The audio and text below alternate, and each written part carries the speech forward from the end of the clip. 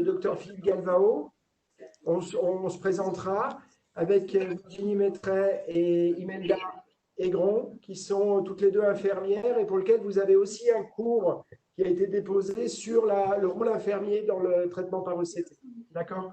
D'accord. Là, il s'agit, le but de ces webconf, c'est de faire plusieurs points.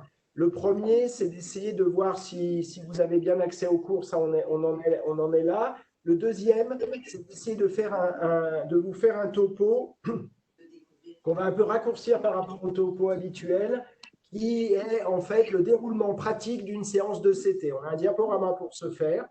Ce qu'on souhaite, ce qui se passe normalement quand on fait l'enseignement, c'est que ça puisse être le plus interactif possible. Donc, c'est plus compliqué, hein, je pense.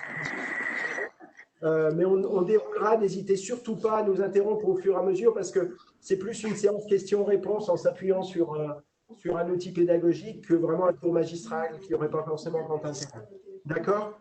D'accord. Ce diaporama que l'on va dérouler avec Philippe Galvao, mais aussi avec Virginie Imelda, il ne fait pas l'objet d'un diaporama commenté sur le site.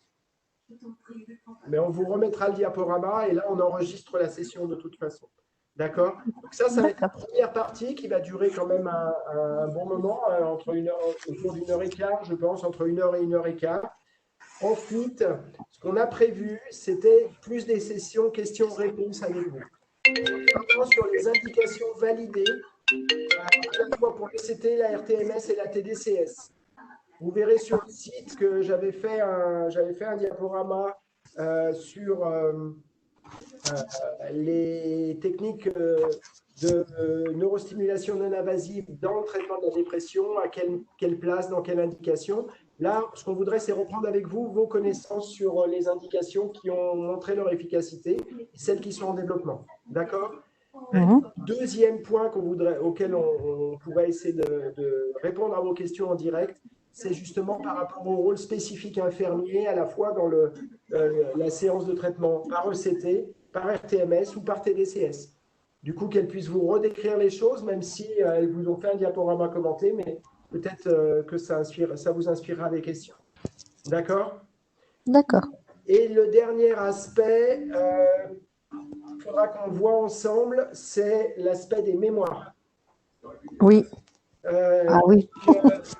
Cet aspect des mémoires, là aussi, il s'agit de répondre à vos questions et à vos attentes pour qu'on essaye que vous soyez le plus tranquille possible en vue de la présentation que vous allez avoir. D'accord ?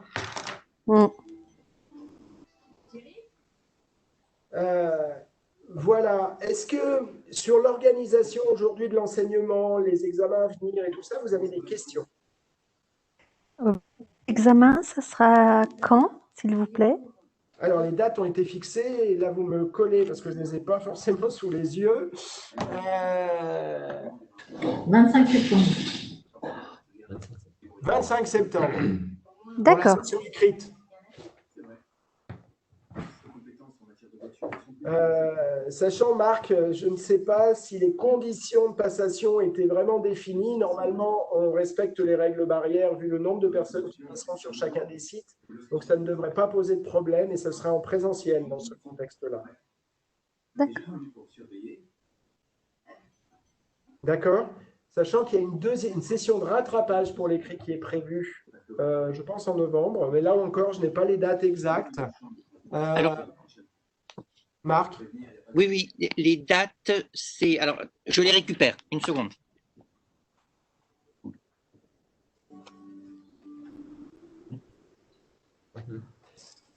Et ensuite, on a la passation des mémoires qui est prévue début décembre.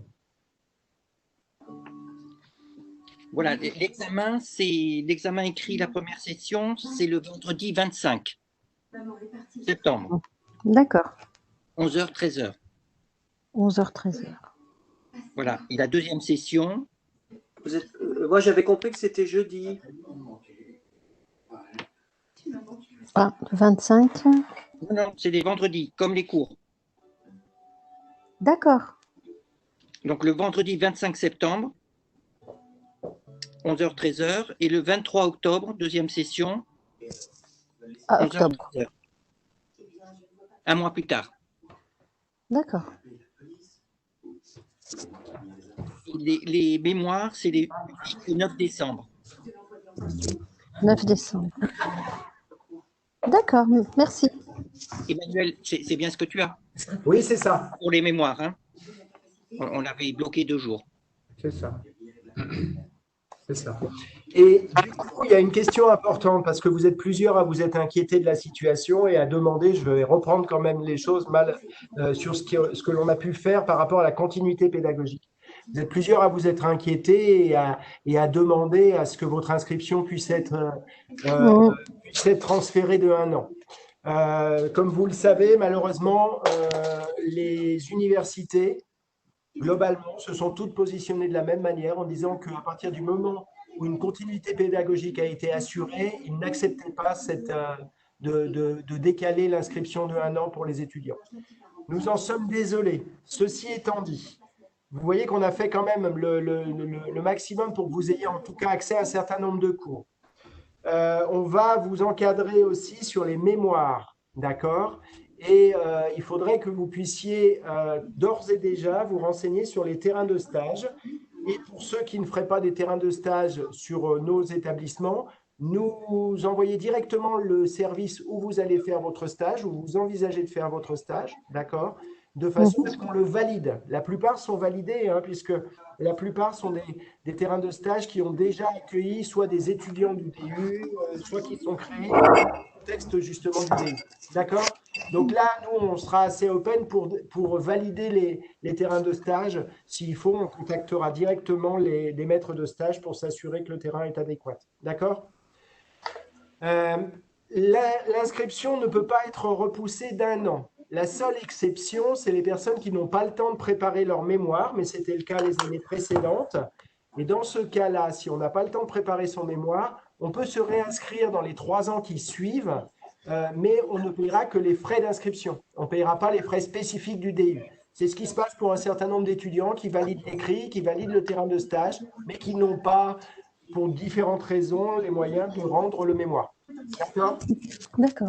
Ça reste exactement la même règle qu'avant cette année. Voilà. Et chaque année, c'est environ une moitié, une petite moitié d'étudiants qui présentent le mémoire en 1 an et une autre moitié qui prend une deuxième année. D'accord. Donc,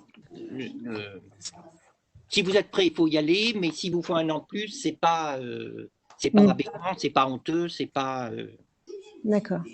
Okay. Alors, il y a un autre point qui est important et je comprends votre inquiétude. C'est qu'on a essayé de mettre en place des ateliers par simulation, des aspects pratiques qui étaient traités au cours de chacun des séminaires et dont vous êtes malheureusement privés vu le contexte de l'organisation de l'enseignement. Donc, j'ai revu avec la fac de façon à pouvoir vous proposer d'accéder à ces aspects pratiques l'an prochain. Pour le moment, je ne peux pas vous dire précisément si ce sera en complément de l'enseignement qui aura lieu l'année prochaine, c'est-à-dire avec les étudiants qui seront inscrits l'année prochaine, ou si on arrivera à faire une session pratique en plus. Vous n'aurez pas besoin, pour ceux qui souhaitent y participer, vous n'aurez pas besoin de vous inscrire, vous serez dans ce cadre-là en auditeur libre. D'accord ? Cependant, ça sous-entend un élément très important. Quand on est en auditeur libre, on peut participer, mais par contre, il n'y a pas de couverture par quelque assurance que ce soit de l'université. Donc, la participation est de votre responsabilité et de la responsabilité de l'enseignant qui vous accueille. D'accord ? Ça veut dire aussi que si vous êtes dans le cadre d'une formation continue, vous ne pouvez pas le déclarer au titre de la formation continue. Vous serez obligé pour cette journée de travaux pratiques de le faire prendre en charge, de le prendre en charge dans le cadre de congés ou ainsi de suite. Je suis désolé, mais on n'a pas d'autre solution. Mais ça vous permet quand même déjà d'avoir la garantie de pouvoir participer à ces ateliers en plus. Qu'est-ce que vous en pensez ?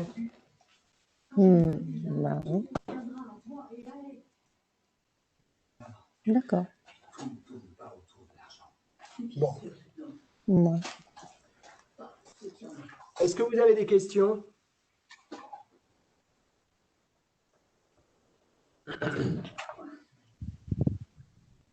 Pas d'autres questions. Il y a une question. Est-ce que vous pourrez nous faire un récapitulatif des différents liens à consulter? Parce que parfois, on a la malchance de ne pas recevoir un email ou des choses comme ça.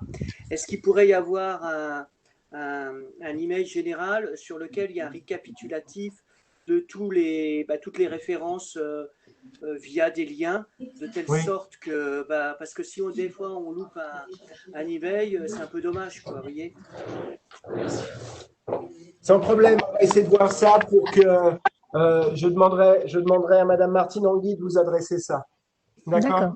Je prends note et on fait les liens, en l'occurrence, sont les liens d'accès. Je vais essayer de voir aussi avec le professeur Yacombe pour récupérer les cours de Bordeaux qui sont sur format toile et les centraliser aussi sur le site de Lyon.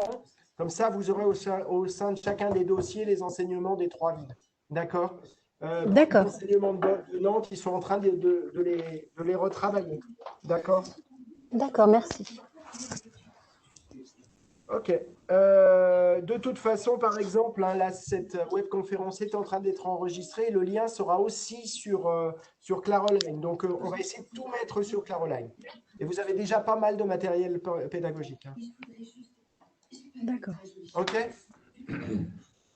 Bon, ce que je vous propose, et je vais passer la parole à Philippe Galvao, mais on sera plusieurs à intervenir. On va attaquer le diaporama pour essayer de suivre pas à pas le déroulement d'une séance de CT.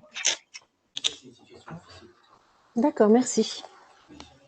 Alors, j'ouvre le dossier, je vous demande une seconde.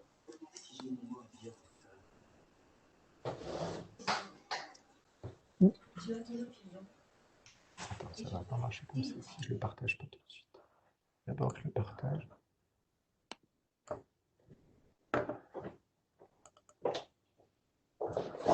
Vous allez me dire si vous le voyez correctement. Est-ce que le fichier apparaît? Oui, on le voit. Ouais, c'est bon. Okay. Oui, on voit bien, merci. Donc oui, l'idée, c'est de vous faire un truc, comme disait Emmanuel, qui soit interactif. Hein, donc, vous n'hésitez pas à prendre la parole, à poser des questions.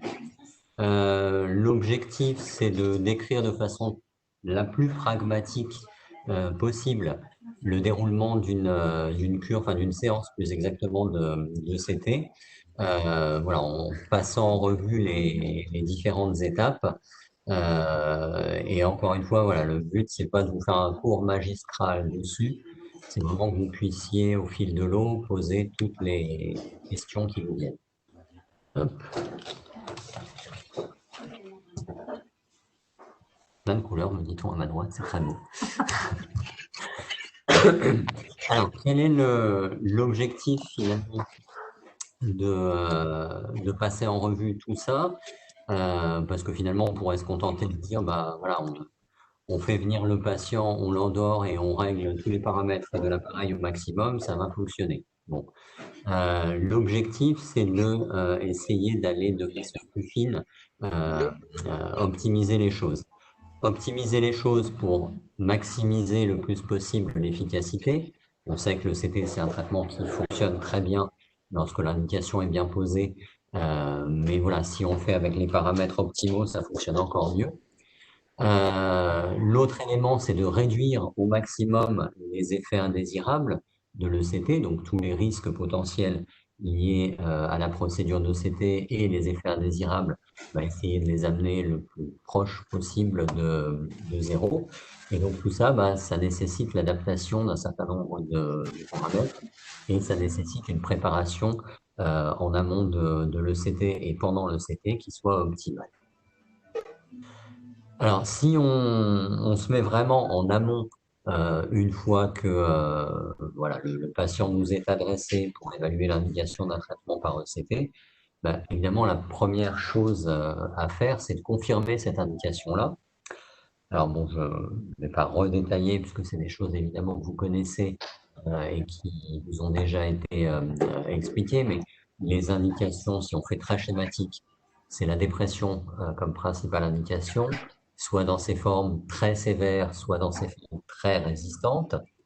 La schizophrénie, deuxième grande indication, là pour le coup dans ses formes résistantes et plutôt pour les symptômes positifs résistants.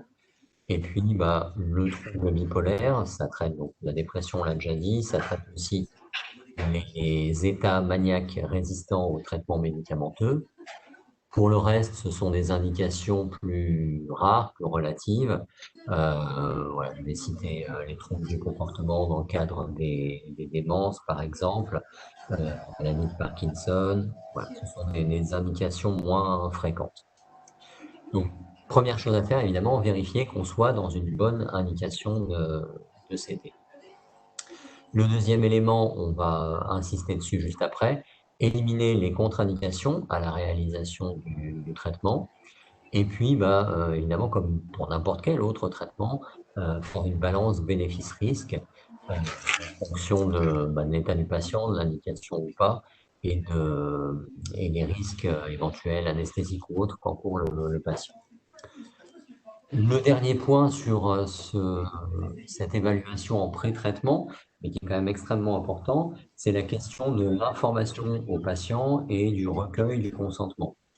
C'est un soin qui reste quand même particulier, avec une imagerie, on va dire, assez stigmatisante quand même. Dans l'imaginaire collectif, ça reste les ECT vol au-dessus d'un nid de coucou, pour faire simple. Et donc, il s'agit de faire toute une étape de déstigmatisation et d'explication de ce que c'est dans la vraie vie que le soin par ECT. Cette information, elle est évidemment à faire au patient, elle est beaucoup à faire aussi à l'entourage, à la famille du patient. Pourquoi? Parce que souvent en ECT, on a des patients qui sont dans des états cliniques tels que recevoir une information éclairée, c'est difficile, si ce n'est impossible. Et de la même manière, signer des consentements pour un certain nombre d'entre eux, c'est tout simplement impossible. C'est important dans ces cas-là de s'appuyer sur l'entourage proche, sur les personnes de confiance, sur la famille, à la fois pour expliquer le soin et pour avoir le consentement de tout le monde. Il ne s'agit pas d'imposer le traitement au patient, il s'agit vraiment d'avoir un consensus global autour de la réalisation du soin. Même si le patient n'est pas en état de consentir, il faut que la famille puisse vraiment être partie prenante dans le soin et le suivre pour qu'on puisse le faire de façon sereine, on va dire. Juste un point au niveau médico-légal. Ce qu'il est nécessaire d'avoir, c'est de faire figurer dans le dossier le fait que l'information ait été délivrée au patient et à la famille avant la réalisation du soin. Le fait d'avoir un consentement écrit signé par le patient, c'est mieux, mais ce n'est pas une obligation médico-légale. Vous avez une obligation d'information, et cette information doit figurer dans le dossier médical du patient. Alors, je reviens donc sur ce que je vous disais, la question des contre-indications. Une seule contre-indication absolue à la réalisation de CT, c'est l'hypertension intracrânienne, quelle que soit la cause de cette hypertension intracrânienne. Ce qui sous-entend le fait que certes, il faut cliniquement éliminer des signes d'HTIC, mais c'est quand même bien d'avoir une imagerie cérébrale avant la réalisation du soin. Ce n'est pas, là encore, une obligation médico-légale qu'on pourra vous opposer, mais éliminer une HTIC est une obligation.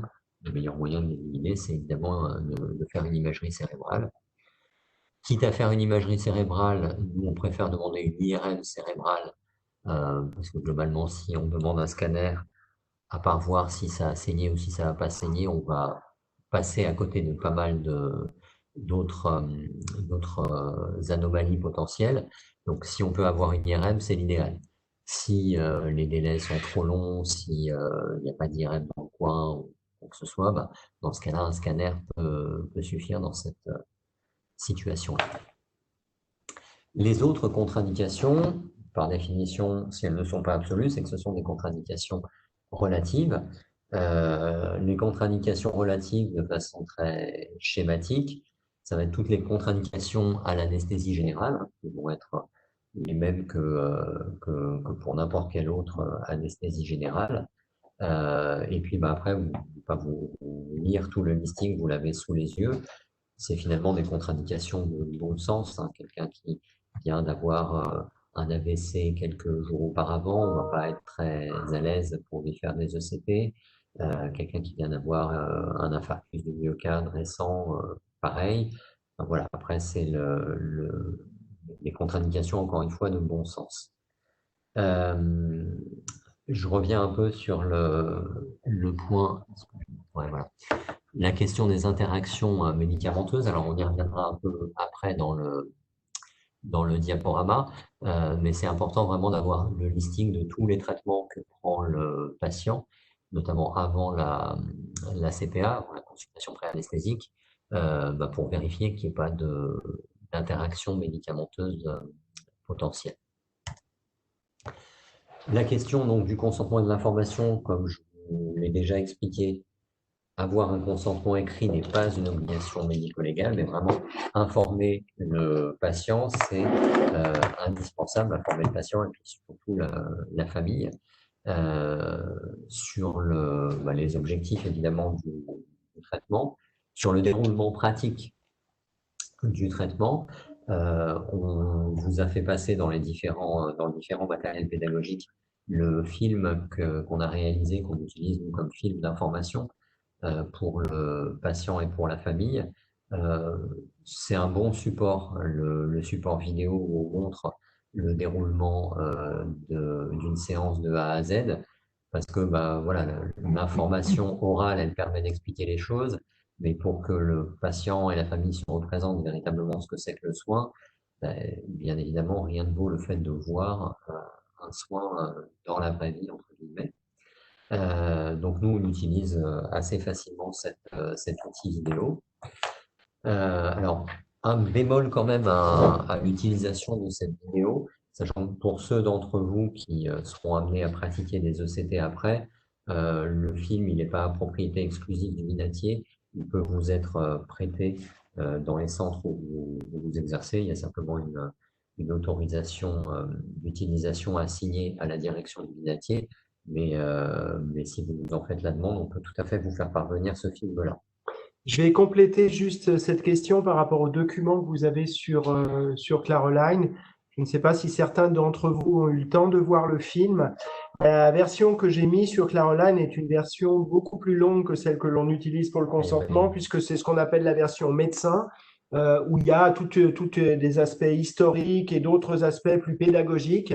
Celui-ci avait pour objet voilà, comme ce cours, de retracer un peu tous les éléments importants à connaître pour le CT, mais je vais mettre aussi la version patient, qui est une version qui, elle, fait entre 15 et 20 minutes et qui est proposée effectivement de manière systématique aux patients ou à leur famille quand on va proposer des traitements par ECT. Donc, je vous la mettrai à disposition aussi pour que vous puissiez voir ce dont il s'agit.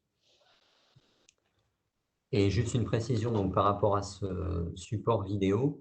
Donc, on a fait le choix, quand on a réalisé ce film, de montrer tout le déroulement d'une séance de A à Z. Il s'avère que souvent, la partie où on voit le soin en lui-même et le patient qui convulse, c'est une partie qui fait peur à un certain nombre de patients. Et on en a quand même un certain nombre qui nous disent finalement, ça ne m'a pas tellement rassuré. Alors, toute la partie de patient, etc., c'est plutôt rassurant, mais le fait de le voir, le soin en lui-même, alors ça déstigmatise par un côté, mais d'un autre côté, ça a quand même un aspect un peu anxiogène pour certains patients. Donc, voilà, ce bémol quand même sur ce document vidéo.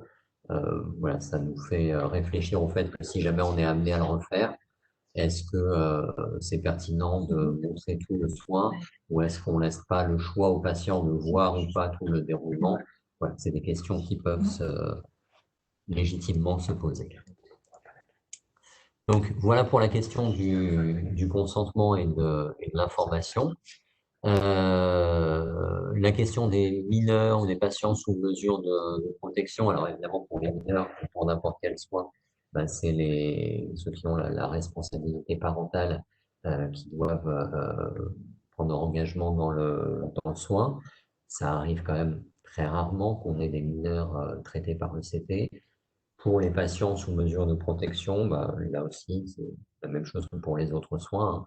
Le tuteur ou le curateur, dans la mesure évidemment du possible, doivent être informés et pouvoir donner leur aval pour la réalisation du soin également. Est-ce que vous avez des points que vous voudriez préciser à ce propos et est-ce que éventuellement certains d'entre vous se sont retrouvés dans des situations à transmettre de l'information ou recueillir un consentement et ont eu des difficultés on pourrait, dont on pourrait parler? Oui, effectivement, j'ai proposé pas plus tard qu'en début de semaine. Et le patient, bon, je lui ai expliqué verbalement le soin. Et en fait, je pense que le film aurait été un bon appui pour obtenir le consentement. Donc aujourd'hui, le patient réfléchit encore, hein, ce n'est pas un non définitif. Ok. Alors, donc, comme je vous disais, hein, le film, si vous le demandez, on pourra vous le faire passer dès la signature des droits d'utilisation. Après, ce qui peut être fait aussi, c'est de renvoyer les patients ou les familles vers des sites internet sérieux, entre guillemets, où on peut voir un vrai déroulé de séances de CT. Alors, j'ai pas comme ça en tête, comment ça s'appelle, le truc québécois, là.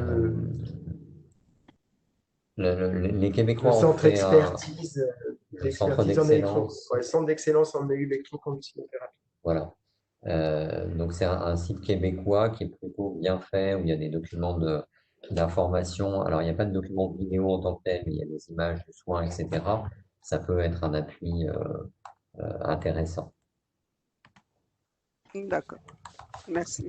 Je vous ai mis sur le site le PsyLab. Alors, simplement, c'est parce que c'est un site, je ne sais pas si vous connaissez, mais c'est un site qui permet de faire de la vulgarisation sur des troubles psychiatriques. Et il y a eu un sujet qui traitait de l'ECT, où il montre un certain nombre d'exemples et où il répond aux questions. Parfois, c'est un discours qui est suffisamment didactique et simple pour être très accessible par les patients et qui peut être un outil aussi de discussion ultérieure. D'accord, entendu. Le site PsyLab, hein, c'est bien ça? Oui. PsyLab, oui.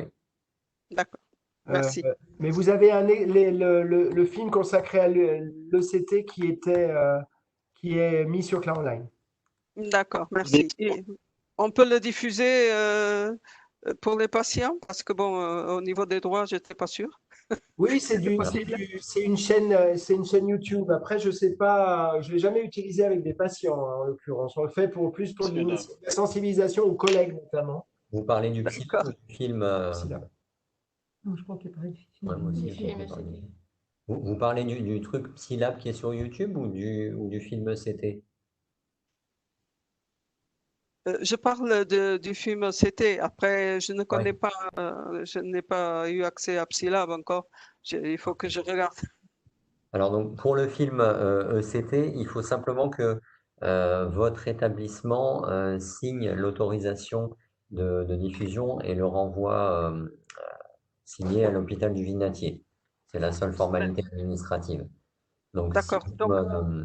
si vous m'envoyez un mail, je vous fais parvenir le document à signer et vous retournez signer et c'est bon, ça suffit pour avoir l'autorisation de diffusion. D'accord, entendu. Merci. Il y avait d'autres questions sur ces aspects-là? Oui, je peux poser ma question? Bien sûr. Oui, bonjour. Bon, premièrement, désolé pour le retard, hein, parce que j'étais obligé de télécharger. C'est plus difficile que la dernière fois, donc j'étais obligé de télécharger l'application. Donc, j'ai galéré un petit peu pour vous joindre à votre visioconférence. Moi, ma question, juste parce que moi, je gère un service donc des personnes âgées, c'est beaucoup plus la psychogériatrie. Et parfois, par rapport au consentement et accord, parfois le patient est d'accord et la famille qui n'est pas d'accord. Et parfois, c'est l'inverse. C'est la famille qui est d'accord et les patients qui n'est pas d'accord. Ouais. Donc, c'est ce genre de situation où je rencontre beaucoup plus de mon service, hein. Je suis pas votre. Et du coup, la question, c'est qu'est-ce qu'on fait dans ces cas-là? Voilà, c'est ça Donc, est-ce que le consentement des patients, on compte beaucoup plus sur le consentement du patient ou le consentement de la famille? Alors, si le patient est d'accord, je dirais que ça pose pas trop de problème. Problème? C'est quand même pour lui que se fait le soin, donc cette situation-là, ça pose pas de souci. Lorsque le patient n'est pas d'accord, finalement, c'est un peu du cas par cas. Soit il a même de consentir à un soin, il est en hospitalisation libre, donc on est plutôt dans une situation de résistance thérapeutique, en particulier dans la dépression. Et dans ces cas-là, il s'agira d'essayer de le convaincre si on pense vraiment que le soin est opportun. Soit on est dans une situation où le patient n'est pas vraiment à même de donner un consentement éclairé, soit parce que mélancolique délirant ou catatonique, ou que sais-je. Dans ces cas-là, en règle générale, il est en soins sous contrainte. Et dans ces cas-là, l'ECT fait partie des soins et donc fait partie des contraintes. À ce moment-là, si on a une indication qui est claire, que la famille est tout à fait partie prenante et s'engage aussi dans le soin, en règle générale, avec une contrainte molle, on va dire, au soin, on arrive à faire en sorte que le patient accepte les soins. Nous, la limite qu'on se met pour être très pragmatique, c'est que si on est dans une situation où le patient est opposé de façon frontale et la famille de même frontalement opposée à l'ECT, on ne va pas imposer le soin, sauf s'il y a urgence vitale. Parce que si on est dans une situation d'urgence vitale, on est entre la non-assistance à personne en danger, si on ne fait pas l'ECT, et le fait de le faire contre la volonté de la famille. Donc c'est la seule situation où on va le faire contre l'avis du patient et de sa famille. Mais il faut vraiment qu'on puisse documenter le fait qu'il y ait une urgence vitale à faire des soins par ECT. En pratique, ça arrive de façon très très exceptionnelle. Après, je vais peut-être compléter sur des aspects qui pourraient poser des questions à chacun d'entre vous. La première chose, et Philippe l'a bien dit, le consentement, on a un devoir d'information. Il n'y a pas d'obligation à faire signer un consentement. Ça, c'est la première chose, par le patient. Deuxièmement, on a pour habitude de proposer aussi de donner l'information à la famille. On peut bien comprendre aussi qu'on est dans des situations cliniques où finalement la capacité à consentir peut être en partie altérée par la pathologie psychiatrique, en particulier les dépressions sévères, c'est une chose, mais il faut savoir aussi que l'accord de la famille n'a aucune valeur juridique, strictement aucune valeur juridique. Troisième aspect par rapport à ça, les soins sans consentement n'autorisent pas à délivrer un traitement. Elle autorise à hospitaliser un patient sans consentement. C'est-à-dire que, mais en même temps, c'est un critère qui monte à un degré d'urgence et un tableau clinique qui nous permet encore mieux de justifier le recours à un traitement s'il y a les arguments d'urgence. Mais ça ne nous donne pas droit à donner quelque traitement que ce soit médicamenteux ou ECT. D'accord? Si on va sur un aspect juridique. Après, sur un plan très pratique, la question, elle est vraiment toujours d'une discussion bénéfice-risque pour le patient, qui est bien argumentée dans le dossier, qui est transmis à l'ensemble de la famille. Il nous est arrivé dans le passé de s'adresser aux tuteurs pour des patients sous tutelle, voire au juge des tutelles, dans des situations très conflictuelles au sein d'une famille. Mais voilà, après, on est dans une réflexion clinique qui est bénéfice-risque pour le patient et à quel moment on peut le proposer dans ce cadre-là. D'accord, très bien. Donc, du coup, au patient sous contrainte, on n'a pas le droit de l'obliger à avoir le CT. Donc, il faut vraiment toujours chercher son consentement. Non, non. Juridiquement, voilà. Après, cliniquement, Ah, d'accord. on a tous les critères d'urgence de risque vital. On va argumenter sur notre décision à partir de ces éléments-là. Mais ça veut dire que sur une dépression résistante, sans critères de risque vital et d'urgence, on ne peut pas le faire, même si la personne est en D'accord. Ok, merci. Voilà un peu le… Après, de façon concrète, au cas par cas, c'est des situations qu'on arrive à régler. On a eu le cas ce matin d'une dame qui venait pour sa deuxième séance, syndrome catatonique traité par ECT, et elle a un consentement aux soins qui est fluctuant, va-t-on dire. Et là, elle arrivait en nous disant « je ne veux pas ma séance », en arrachant ses électrodes, etc. Bon, qu'est-ce qu'on fait dans ces cas-là? De fait, on a pris le temps de la voir, etc. Et on a fini, alors ça a pris plus de temps que ça n'aurait dû, hein, mais on a fini finalement par la convaincre et elle a pu avoir son soin sans que ça se fasse de façon imposé, on n'a pas dû l'attacher, etc. Donc finalement, quand on regarde au cas par cas, c'est quand même des situations qui restent très exceptionnelles et qu'on arrive en règle générale à gérer, quoi. Même si c'est un peu chronophage, hein. OK? Ok, merci. Pas d'autres questions sur ces aspects-là? Bon, on va un peu avancer, sinon on va finir à 19 heures. Ah, attends, d'autres activités. Pour continuer donc sur la question de tout en amont de la séance en elle-même, je vais peut-être accélérer un peu, mais vous parlez quand même de la question des traitements médicamenteux. Ça fait partie des choses donc qu'il faut régler avant de débuter une cure de CT. C'est qu'est-ce qu'on fait des différents traitements psychotropes. Alors, déjà, il faut être encore une fois très pragmatique. Souvent, quand les patients sont adressés en ECT, ils ont une liste longue de traitements psychotropes. Ils ont un antidépresseur, plus une potentialisation par un thymorégulateur, un peu de benzodiazépine, un hypnotique le soir, et puis un peu de tertiaire dans la journée. Bon, si le traitement antidépresseur fonctionne pas, c'est pas forcément indispensable de le garder. On peut enlever tous les traitements qui ne servent à rien, qui ne marchent pas. La question des traitements plus symptomatiques, et notamment les anxiolytiques, là c'est plus problématique. Les benzodiazépines, c'est souvent ce qui pose le plus question. Le raisonnement logique, c'est de dire les benzodiazépines ont des propriétés anticonvulsivantes. Or, on cherche à provoquer une crise convulsive, donc le plus logique, c'est d'essayer de les arrêter ou en tout cas de les réduire au maximum. Les choses sont pas si claires que ça finalement quand on regarde la littérature à ce sujet. Et finalement, ce qui doit primer, c'est la clinique du patient.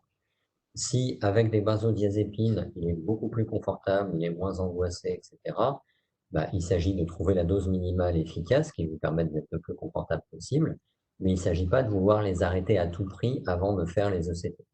Donc, on va réduire la dose tant que faire se peut, mais en faisant en sorte que le patient il reste anxiolisé, hein. On va plutôt utiliser des benzodiazépines à demi-vie courte, et puis on va éviter de les donner le matin même de la séance de CT. On donne plutôt après la séance. Mais donc, il ne s'agit pas de les arrêter à tout prix avant. En ce qui concerne les thymorégulateurs anticonvulsivants, d'une façon générale, comme ils sont anticonvulsivants, il est plus pertinent de les arrêter, surtout, encore une fois, s'ils n'ont pas permis de sortir de l'état thymique pour lequel ils étaient indiqués ou de prévenir cet état thymique. Une exception, le lamictal. Le lamictal n'a pas montré d'effet sur le seuil épileptogène. A priori, il peut être poursuivi sans avoir besoin d'ajuster les doses, sans qu'on ait d'effet négatif sur le seuil épileptogène. La question du lithium, on en reparlera juste après, mais on va en parler maintenant. La question du lithium, c'est pas clair. Il y a des données qui sont plutôt contradictoires sur le lithium. Le problème de lithium et ECT, c'est que ça peut donner, par le fait qu'il y ait une ouverture de la barrière hémato-encéphalique pendant le soin par ECT, ça peut donner des sortes de surdosage finalement artificiels en lithium juste après les séances. Donc avec des syndromes confusionnels, des troubles oculomoteurs, des troubles de l'équilibre, etc. Donc dans la pratique, les patients qui ont des ECT, c'est mieux qu'il n'ait pas de lithium. Si malgré tout, chez ce patient-là, le lithium a montré son efficacité, que de toute façon, on se dit qu'après la cure d'ECT, on va devoir garder le lithium, à ce moment-là, ça peut être licite de le laisser pendant la cure. Ce que l'on conseille à ce moment-là, c'est de viser des fourchettes de lithium, enfin des lithiémies dans le bas de la fourchette thérapeutique, et de ne pas donner la prise de lithium, quand c'est du lithium à libération prolongée, comme c'est le cas la plupart du temps, de ne pas le donner la veille au soir des séances d'ECT. Donc avec ces deux précautions-là, on peut poursuivre la lithothérapie pendant la cure d'ECT si on se dit que ça peut être licite pour après, et de fait, en post-ECT, le traitement par lithium, il a plutôt un bon niveau de preuve en prévention de rechute. En ce qui concerne les effets, les antidépresseurs, pardon, là aussi, il n'y a pas une littérature qui est très consensuelle sur est-ce qu'il faut associer ou pas des antidépresseurs aux ECT, quels antidépresseurs il est préférable d'associer. En pratique, voilà, on ne sait pas trop. On sait qu'un certain nombre d'antidépresseurs vont jouer sur le seuil épileptogène, notamment les tricycliques qui vont baisser le seuil. On sait que pour un certain nombre d'antidépresseurs, il y a potentiellement un effet synergique avec les ECT. Alors, ça a été à peu près bien documenté, notamment avec la venlafaxine, qui a priori, lorsqu'elle est associée aux ECT, permettrait de réduire le nombre de séances nécessaires pour obtenir une réponse. Pour les autres types d'antidépresseurs, les choses sont beaucoup moins claires. Un mot sur les IMAO, qui théoriquement sont contre-indiqués avec la réalisation d'une anesthésie générale. Alors, on a de moins en moins de patients sous IMAO puisqu'ils ne sont plus disponibles qu'en ATU en France, mais on en a quand même. Donc, voilà, c'est mieux de ne pas prendre de risques et d'arrêter les IMAO avant de commencer la cure de CT. Je pense qu'il va falloir aller vite, en fait. Voilà. Voilà, pardon. Ouais, Ouais. Je me demande si, en fait, on a beaucoup de diapositives et vous avez qui déroulent les choses au fur et à mesure et qui sont des points qui peuvent, pour certains, vous poser question, pas forcément tous. Ce d'autant plus que, sans avoir suivi en détail l'intervention de Samuel Bulto la dernière fois, comme il a parlé de l'enquête ECT, il a parlé des aspects pratiques, je crois, pour un certain nombre d'éléments. Ce qu'on vous propose, c'est d'aller relativement vite quand même sur un certain nombre de diapositives et que vous nous disiez si là, vraiment, vous voulez qu'on approfondisse ou pas. Parce qu'on va être, à mon avis, on risque d'avoir du mal à tout faire, à moins que vous vouliez rester jusqu'à 19h30 devant votre ordinateur. Qu'est-ce que vous en pensez? On essaye d'avancer avant, parce que sinon on va vous perdre. Non, on est là. D'accord, vous me rassurez. On avait coupé le micro. D'accord, vous me rassurez. Non, vous êtes d'accord, on vous propose de faire comme ça, c'est-à-dire d'essayer d'avancer quand même relativement vite et de voir un peu quels sont les points, parce que si on détaille chacune des diapositives, on n'arrivera pas au bout et vous aurez le temps. Et ce qu'on vous proposera, c'est que de toute façon, fin août, début septembre, on fait une session d'1 heure. Et là, il y aura toutes les questions, vous ferez on fera forum de questions et comme ça, on pourra avancer ensemble. D'accord. D'accord. Très bien. Pas de souci, merci. Voilà. Du coup, si on, bah oui, je prends pas la main, mais j'avance un tout petit peu. La question toujours de ces traitements complémentaires. Là, on parle des psychotropes et vous voyez aussi que les données sont peu consensuelles et même dans les recommandations, vous ne trouverez pas vraiment d'éléments très précis sur ces questions-là. On manque de recommandations ou de guidelines pratiques qui viennent pointer tous ces éléments-là.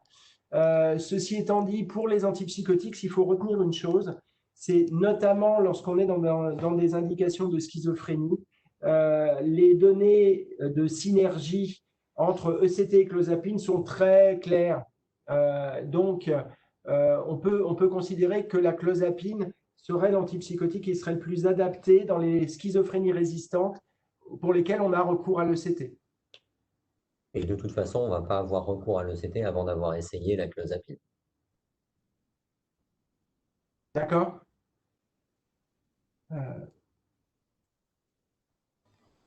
Très bien, merci.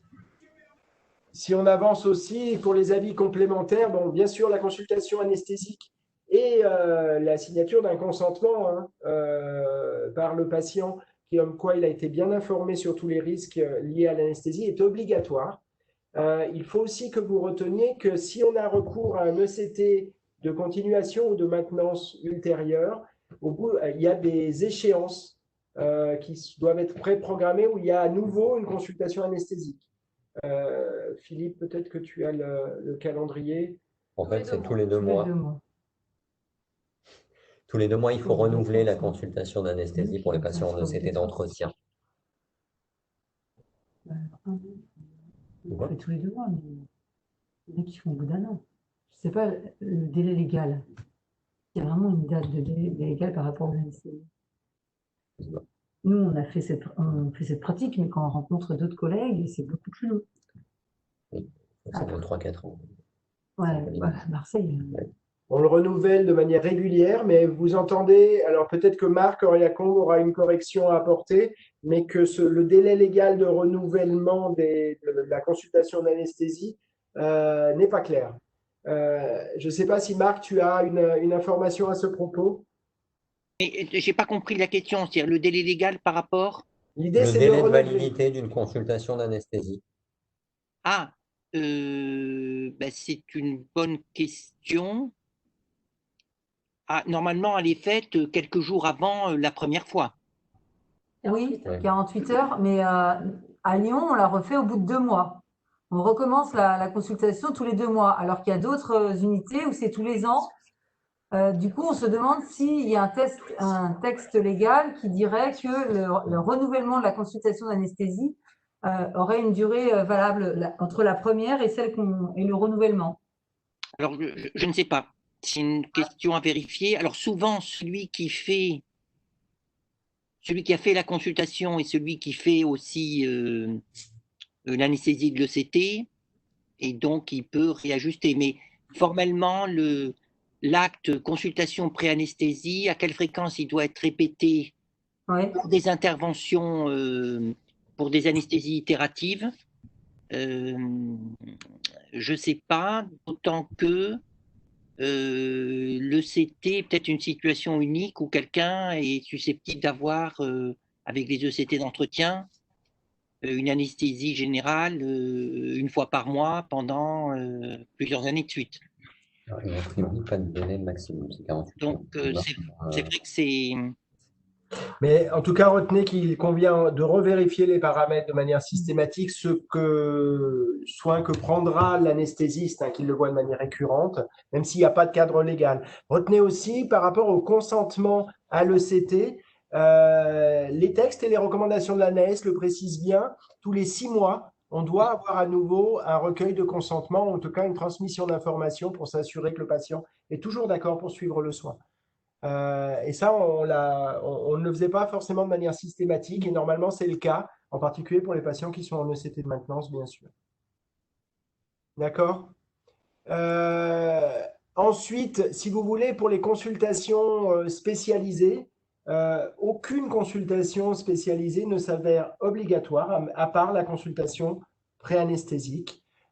Tout dépendra du terrain clinique du patient, des comorbidités somatiques, bien sûr, et de l'avis de l'ophtalmo, non, de l'anesthésiste au cours de la première consultation.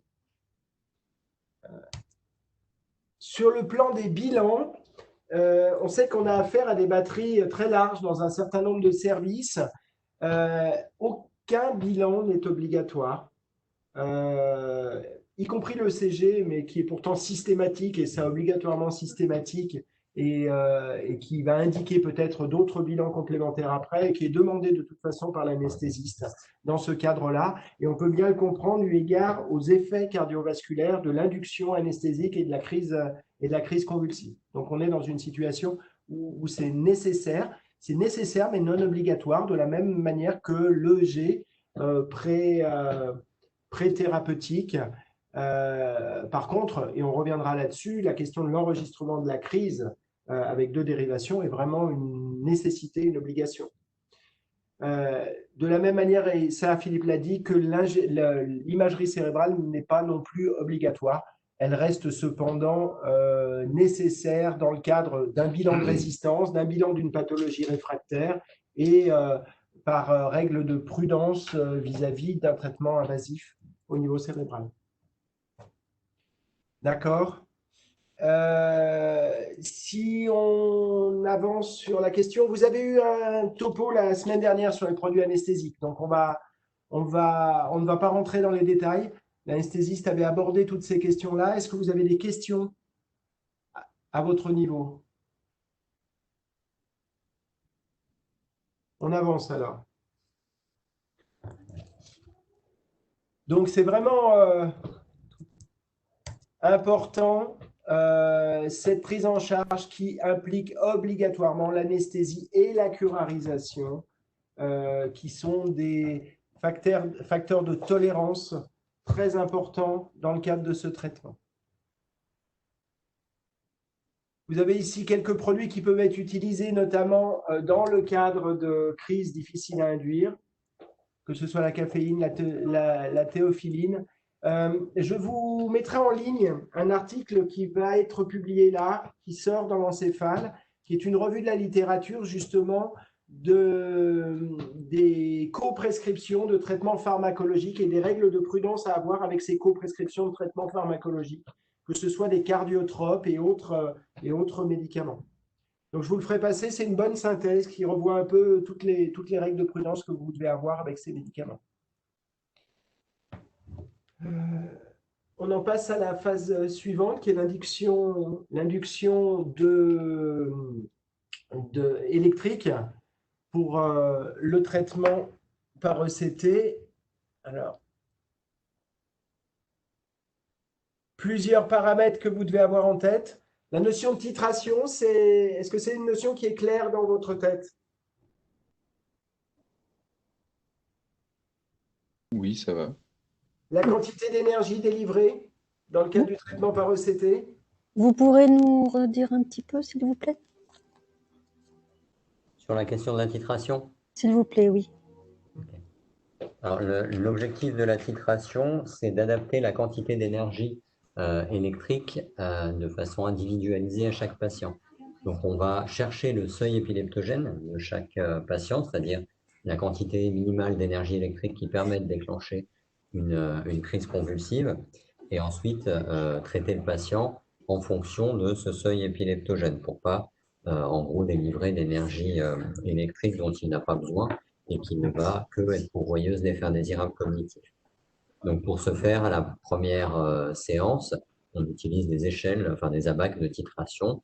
On va commencer à des charges électriques faibles et on va monter petit à petit jusqu'à obtenir une crise convulsive de bonne qualité. C'est ça le principe de la titration. D'accord, merci.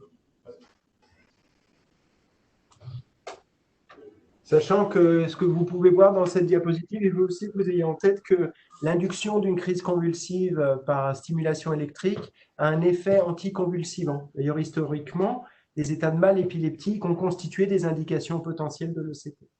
Ce qui implique qu'au fur et à mesure de la répétition des séances, notamment quand on fait des séances rapprochées 3 fois par semaine, on va avoir une augmentation potentielle de ce seuil épileptogène. Ce qui fait que au fur et à mesure, même si on a choisi une quantité d'énergie délivrée qui est au-delà de ce seuil, on dit 2,5 fois en bilatéral et 5 fois au-dessus de ce seuil en unilatéral, on risque potentiellement de se rapprocher de ce seuil épileptogène et par conséquent d'avoir des risques de ne pas obtenir une crise convulsive généralisée lors de la stimulation.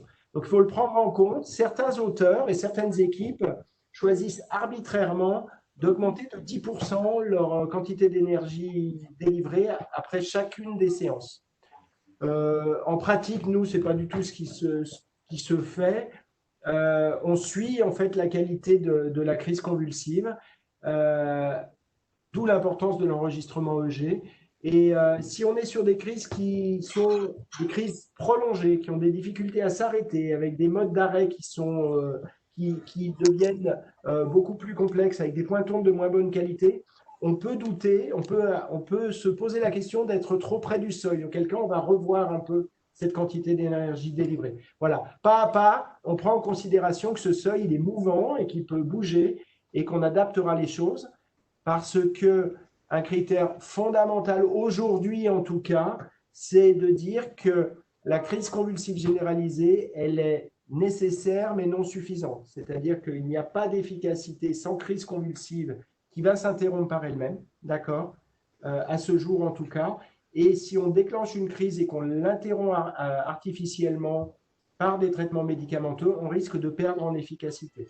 Ça reste un postulat qui peut être discuté, qui est discuté des fois dans la littérature, mais on doit, pour le moment, on reste dans l'idée, il faut que vous obteniez une crise convulsive généralisée. D'accord? Et juste pour finir sur cette question de la titration, le seuil épileptogène, il va varier en fonction d'un certain nombre de paramètres, notamment en fonction de l'hypnotique que va utiliser l'anesthésiste. Donc, si on change, si le patient est endormi au départ au propofol et que pour une raison X ou Y, on passe à l'étomidate, il faut retitrer puisque le seuil épileptogène ne va pas être le même. De la même manière, il change aussi en fonction du placement des électrodes. Le seuil épileptogène avec un placement bitemporal n'est pas le même qu'avec un placement unilatéral droit. Donc, de la même manière, si en cours de traitement, on est amené à changer le placement des électrodes, il faut renouveler la titration du seuil épileptogène. OK? Voilà. Bon, on avance. Le patient donc bénéficie d'une anesthésie générale. La question, c'est avoir en tête un peu les phénomènes identifiables potentiellement comme des incidents d'anesthésie, la désaturation, les défaillances cardiovasculaires avec des phénomènes d'hypotension, les phénomènes d'inhalation. Et attention, le patient est bien à jeun. Faites attention à la question de la consommation de tabac aussi, qui provoque une hyperacidité gastrique et qui peut être à l'origine de reflux chez certains patients. On sait aussi que chez certains patients, c'est très compliqué d'imaginer qu'ils puissent être effectivement en situation de jeûne tabagique également, sachant qu'à ma connaissance, mais peut-être que certains pourront me corriger, l'utilisation des patchs induit le même problème. Je crois, et que par conséquent, ça ne permet pas forcément de pallier à ça, ça peut entraîner une hyperacidité gastrique. À vérifier, hein, mais c'était une information que j'avais. Mais en tout cas, on vérifie bien ce paramètre et ce paramètre de jeûne de nos patients. Les douleurs secondaires à la ventilation avec la subluxation de la mâchoire, qui sont des plaintes relativement fréquentes des patients. On avance. Donc, le patient va être à jeun pendant au moins 6 heures avant. Pour les solides. Quelles sont les questions en fait? Du coup, ça, c'est un rôle important que dans l'entretien initial, quand le patient vient, notamment pour les traitements ambulatoires, où les patients arrivent dans le cadre de traitements de maintenance ou d'entretien, il va y avoir, lors de la préparation du patient, un certain nombre d'éléments qui sont collectés systématiquement par l'équipe infirmière qui sont en train de préparer le patient à ce moment-là, notamment par rapport aux jeunes. Est-ce que vous avez des questions un peu systématiques, structurées par rapport à ça? En fait, on a un dossier infirmier tout prêt, on le prépare à l'avance pour chaque patient. Et on a un encart qui vous est dédié à nous les infirmiers quand on installe le patient avec des cases à cocher, comme une checklist de bloc opératoire en fait. On demande systématiquement au patient s'il est à jeun, s'il n'a pas mangé, pas bu, s'il n'a pas fumé, s'il a ou non un appareil dentaire, s'il a des appareils auditifs. Et on fait aussi une identito-vigilance qui est indispensable pour une anesthésie. Les boissons, c'est 2 heures avant. Et les boissons, voilà, les liquides, c'est 2 heures avant, c'est pas forcément 6 heures avant. Sauf le jus d'orange, ça s'interdit. Sauf le jus d'orange, s'il y a de la pulpe, c'est du solide. Voilà.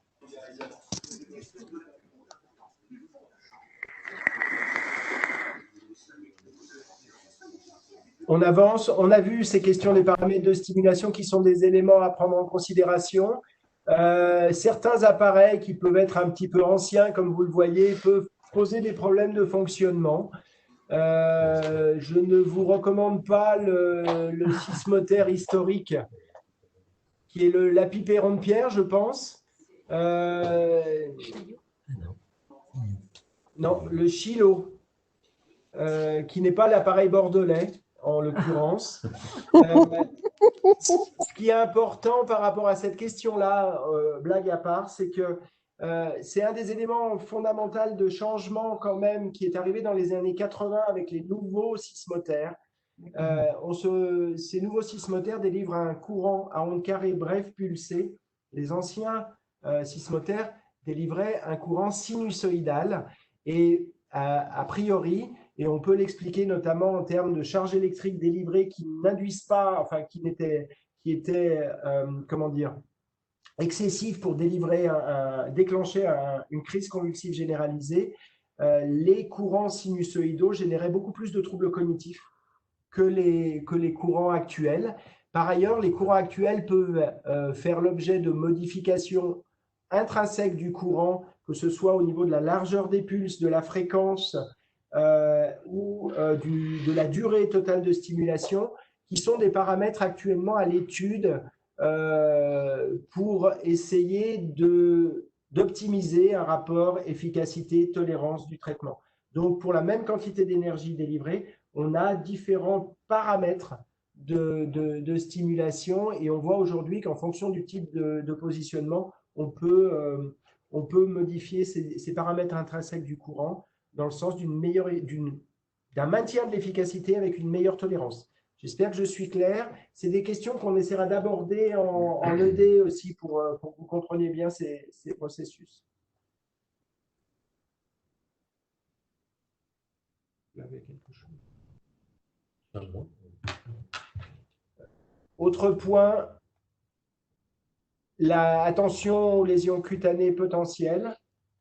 Donc, pour pallier à ça… Oui, au niveau infirmier, on prépare toujours un petit plateau dans notre salle de traitement. On est quand même responsable de l'installation du patient, donc on prépare toujours un cale-dent et des compresses imbibées de sérum Phi. Alors, on n'hésite pas à bien imbiber les compresses qu'on place sur les tempes avant de mettre les électrodes de stimulation. Ça évite… déjà, l'impédance est meilleure et ça évite les brûlures locales. Il y en a qui utilisent de La pâte. de la pâte, ouais. Après, nous, on trouve que c'est moins pratique parce que quand c'est en unilatéral, on se retrouve avec de la pâte dans les cheveux pour les patients, c'est pas top. En plus, ça coûte plus cher que le sérum Phi, donc du coup, on a opté pour ce fonctionnement-là et ça ne pose pas de souci, quoi. Sans un incident particulier. Non. On avance toujours dans la question des incidents potentiels à prendre en considération. La stimulation entraîne aussi une stimulation musculaire avec des inconvénients potentiels qui sont listés ici. L'importance du positionnement aussi du cale-dent. Il faut vraiment bien prendre le temps de bien le positionner avant l'induction électrique, puisque la contraction des masséters peut être fréquemment génératrice de fractures dentaires s'il y a eu un mauvais positionnement. Ça pose aussi la question d'une évaluation dentaire préalable, questions qui sont posées systématiquement dans la préparation au traitement, à la fois par l'équipe et par l'anesthésiste lors de l'interrogatoire. On peut avoir du coup une consultation dentaire préalable. Elle n'est pas non plus systématique, mais à voir en fonction de la situation du patient. Et de la même manière, la question de la morsure de la langue, ça fait partie vraiment des choses fréquentes aussi, liées à un mauvais positionnement du cale-dent.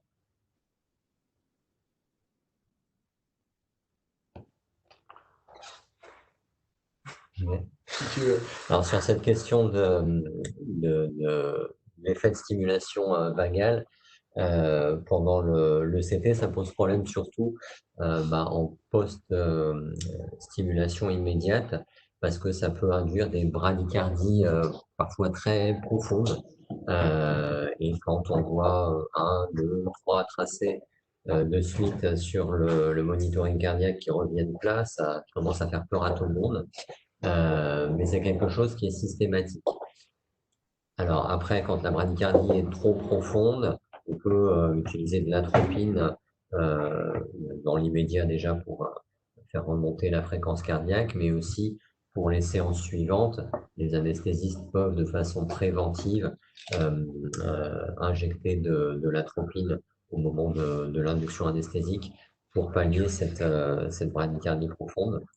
Et puis la question des troubles du rythme cardiaque, effectivement, c'est quelque chose à avoir en tête. Ça peut entraîner des arythmies cardiaques, le CT, donc d'où le caractère indispensable du monitoring ECG et de vérifier avant de faire le soin d'avoir un ECG de référence systématique.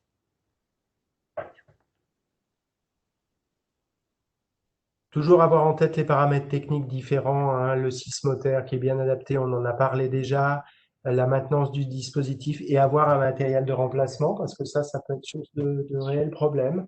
Ça n'est pas toujours évident, mais si vous renouvelez votre matériel, si le précédent n'était pas totalement dysfonctionnel, gardez-le. C'est un vrai conseil parce qu'on se retrouve dans des situations où la réactivité des manufacturiers n'est pas forcément toujours suffisante, satisfaisante, avec des interruptions de traitement prématurées et les conséquences que cela peut avoir. Pareil, et les électrodes, enfin tout ce qui va autour de l'appareil, c'est bien d'avoir un double jeu, quoi. Des fois, c'est pas forcément l'appareil qui fonctionne pas, mais juste les électrodes. Donc, c'est quand même bien d'avoir tout ça en double au lieu d'annuler une séance entière parce que enfin pas une séance, enfin si une séance de 15 patients entière de la matinée parce qu'on n'a pas un double jeu, quoi. Et si on vous conseillait d'utiliser, enfin si en pratique nous on utilise du sérum physiologique et pas le gel bien adapté, attention, ça peut entraîner des phénomènes d'oxydation au niveau des électrodes. Du coup, un entretien régulier de ces électrodes. Royal Scotch Brite, c'est très technique. Voilà, mais c'est à prendre en considération parce que du coup, vous allez avoir, ça va entraîner des problèmes d'impédance et du coup des problèmes de délivrance du traitement à un moment ou à un autre si vous n'avez pas ces éléments très pratiques en tête.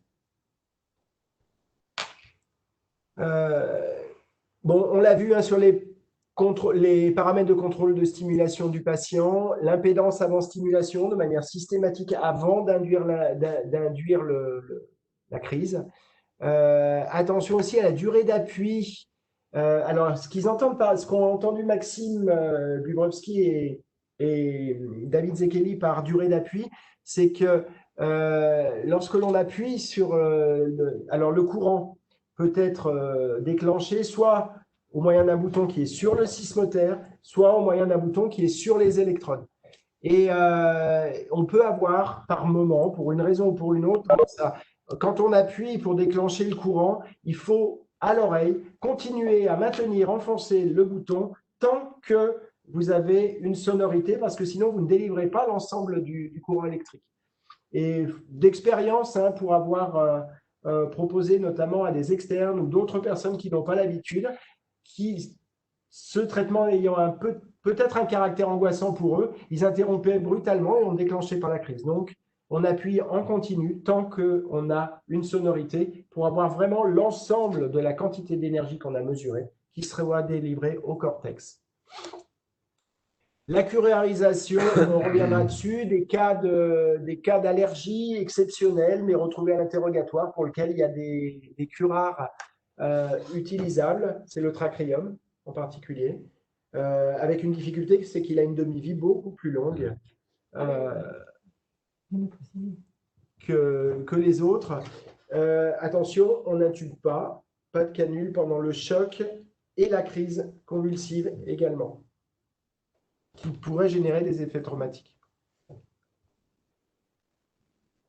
Un exemple ici, il faudrait rentrer plus en détail, et ça fait l'objet de des pratiques hein, sur les crises convulsives. L'objectif, c'est de pouvoir avoir une crise clinique convulsive généralisée qui va, avec une période d'incrémentation qui va se mettre en place progressivement. L'objectif étant d'obtenir des pointes ondes aussi de caractéristiques. Là, on est sur une crise de bonne qualité et on retrouve des paramètres EEG qui sont associés à une potentielle efficacité du traitement. On parle du silence post-critique et du critère d'arrêt de cette crise convulsive généralisée. On reviendra peut-être en détail sur ces questions au cours de 2D lorsque l'on vous y invitera l'année prochaine. Différentes situations. On est désolé, on suit le diaporama au fur et à mesure, ça on l'a vu déjà. La crise convulsive entraîne des pertes d'urine, donc attention, vessie vide au moment du traitement. Des myalgies liées aux contractions, liées aussi à la curarisation qui peuvent entraîner ça. Décollement de rétine, on sait que c'est une contre-indication potentielle, hein, le décollement de rétine.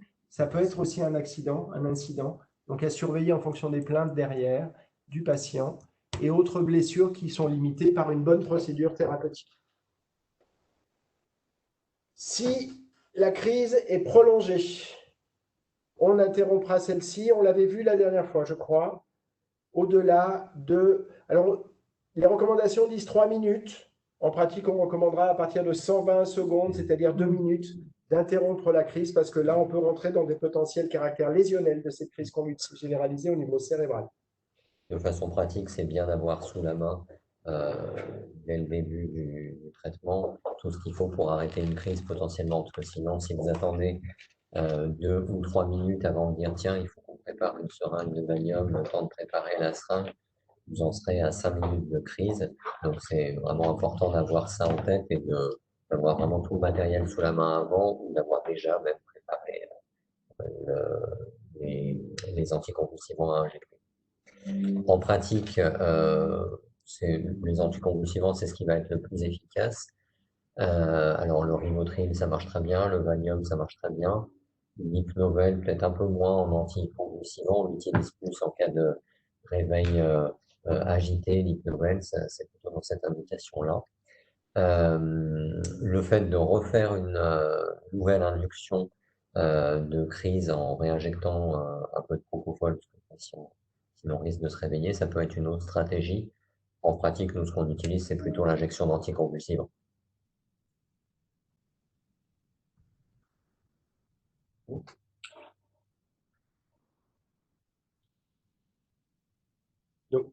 Ensuite, en cas de crise trop prolongée, toujours, on n'a pas répété notre numéro. Oui. Ça se voit un peu, désolé. En cas de crise prolongée, toujours, pour les ECT suivantes, il faut se reposer la question de pourquoi on a eu une crise trop prolongée, notamment réévaluer le traitement médicamenteux. Est-ce qu'on n'a pas, entre-temps, changé de traitement? Est-ce qu'on n'a pas fait un sevrage un peu brutal en benzodiazépine? Est-ce qu'on n'a pas ajouté un tricyclique et qu'on n'avait pas noté ça avant, ce qui fait que le seuil épileptogène est plus bas? Et puis, ce qu'on conseille, c'est de systématiquement, en cas de crise prolongée, la séance suivante, on va refaire une titration. Une crise prolongée, ça peut être lié tout simplement au fait qu'on soit pile sur le seuil épileptogène. Et dans ces cas-là, on aura effectivement une crise très longue. Et dans ces cas-là, on refait une titration pour pouvoir se placer correctement à 2 fois le seuil épileptogène en bitemporal ou 6 fois en unilatéral. Et ça peut suffire à pallier ce problème-là. On peut aussi tenter de modifier les paramètres de stimulation en modifiant par exemple le placement des électrodes. Un autre aspect, donc du coup, on induit une crise et on obtient une crise convulsive généralisée de moins de 20 secondes. Donc, quelle conduite à tenir dans ce cadre-là? Renouveler la stimulation. Bien évidemment, on considère qu'on est… Alors, on a 2 cas. Hein. On a soit une absence d'induction d'une crise, auquel cas, on va pouvoir induire assez rapidement une crise. Au bout de 30 secondes, on peut refaire une stimulation. Si on a une crise partielle, de mauvaise qualité ou de durée inférieure à 20 secondes, on attendra classiquement 1 minute avant de restimuler. Au moins 1 minute. Dans ces cas-là, bien sûr, on revérifie les paramètres de stimulation qui ont été effectivement réalisés et un simple appui sur le bouton vous permet de voir la quantité d'énergie que vous deviez délivrer pour vérifier qu'on était effectivement cohérent avec ce qui était prévu initialement au cours de la séance. On reverra la titration si c'est nécessaire, l'intensité de stimulation et on modifiera peut-être les paramètres de stimulation si on n'obtient pas de crise.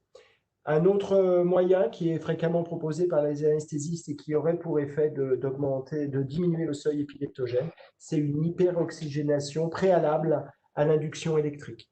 Il y a d'autres paramètres, on l'a vu, pharmacologiques, mais on ne rentrera pas dans les détails à ce niveau-là. Retenez aussi que par rapport à ces questions-là, si au bout d'un certain temps, on est au maximum de la quantité d'énergie et on n'obtient pas de crise convulsive, retenez que le seuil épileptogène est beaucoup plus bas en unilatéral qu'en bitemporal. Donc, on peut aussi envisager de changer de paramètre de positionnement des électrodes. Pour les ECT suivants, toujours la même procédure. On revérifie les paramètres, on revoit la titration, on revoit l'intensité de stimulation, on peut utiliser l'hyperoxygénation. On regarde les traitements pharmacologiques. L'objectif premier de notre réflexion étant d'obtenir une crise convulsive généralisée de bonne qualité supérieure à 20 secondes.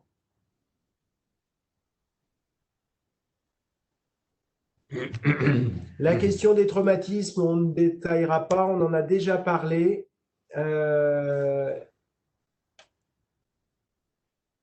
Sur la question du patient en blouse, nous ici, on les fait pas déshabiller, ils viennent en civil. Ça a été une réflexion d'équipe par rapport au fait que ça soit angoissant pour les patients déjà de venir aux ECT. Du coup, on a fait le choix de les laisser en civil. Alors, dans pas mal d'autres unités, ils sont effectivement mis en chemise d'opérer, mais pour l'instant, nous, ça ne nous a pas posé de souci de les laisser en civil. Ce n'est pas un geste invasif en soi, le CT, donc ça ne pose pas de problème en termes de risque septique.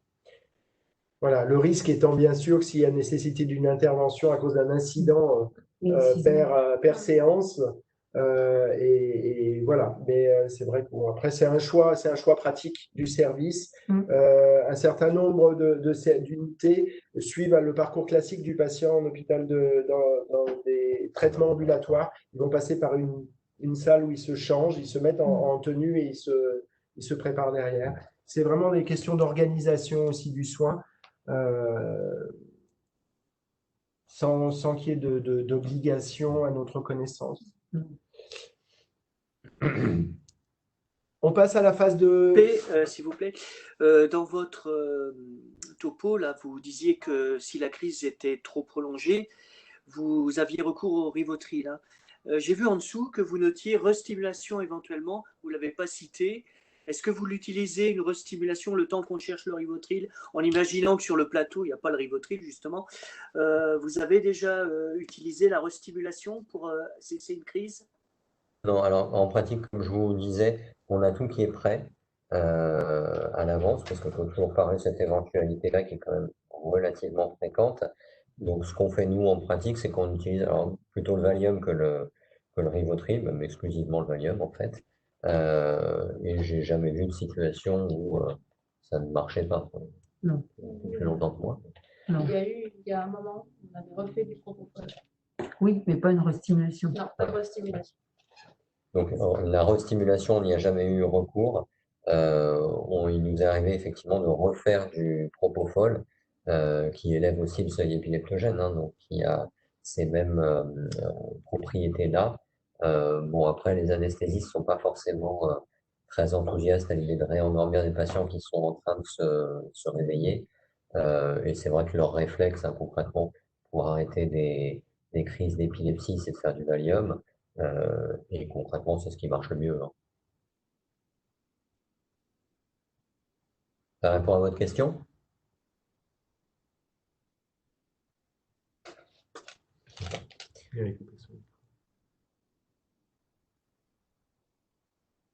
Pas de questions complémentaires à ce propos?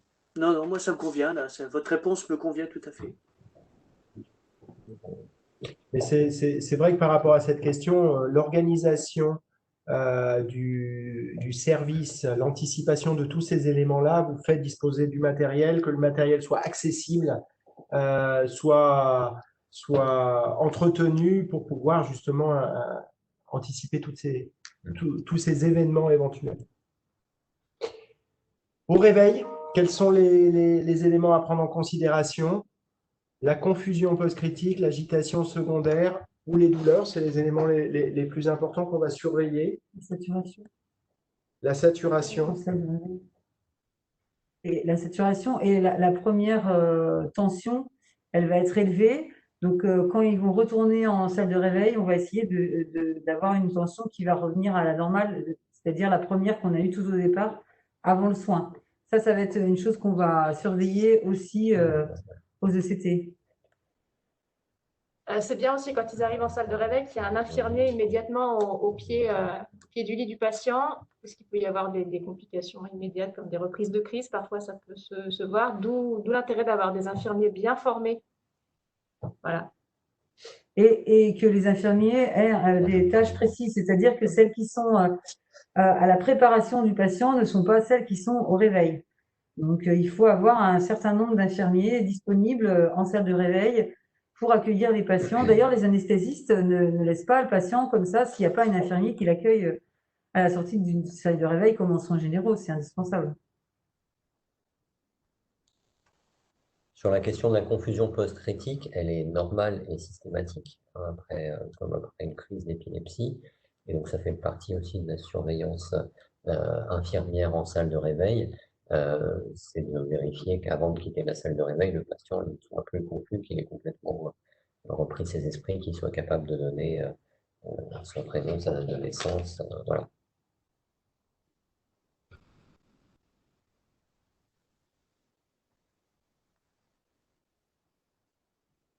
Bon.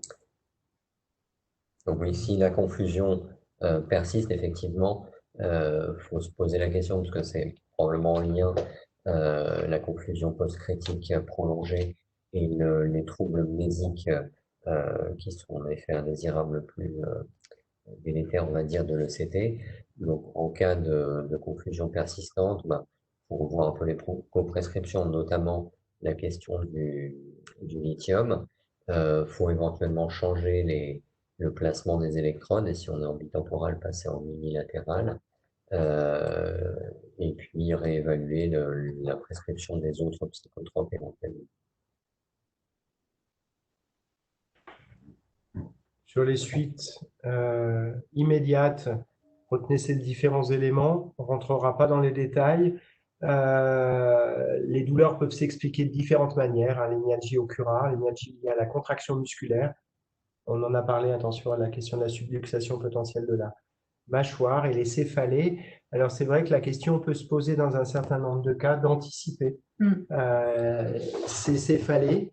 Dans le service ici, si les patients, lorsqu'ils viennent pour leur première séance, après la séance, on va leur demander s'ils ont eu des céphalées. Si c'est le cas, on verra avec le psychiatre et l'anesthésiste pour que la fois suivante mette systématiquement un perfalgan et qui restera pendant tout le temps où ils viendront aux ECT. C'est pas la peine de réitérer plusieurs fois les maux de tête. Ils risquent après de ne plus vouloir venir, donc autant les soulager dès la deuxième séance. Et a priori, la solution des antalgiques de type paracétamol, perfalgan est une bonne solution. Il y a eu d'autres médicaments qui ont été utilisés, tels que les dérivés de l'ergot de seigle en pré-thérapeutique, mais a priori, quand même, le perfalgan paraît être la solution la plus simple et tout à fait efficiente. Si ça ne marche pas, on peut rajouter du diclofénide dans le paracétamol, mais ça, on verra avec l'anesthésiste, c'est assez rare. Ça nous arrive de le faire pour certains patients qui sont vraiment résistants, mais sinon le paracétamol suffit.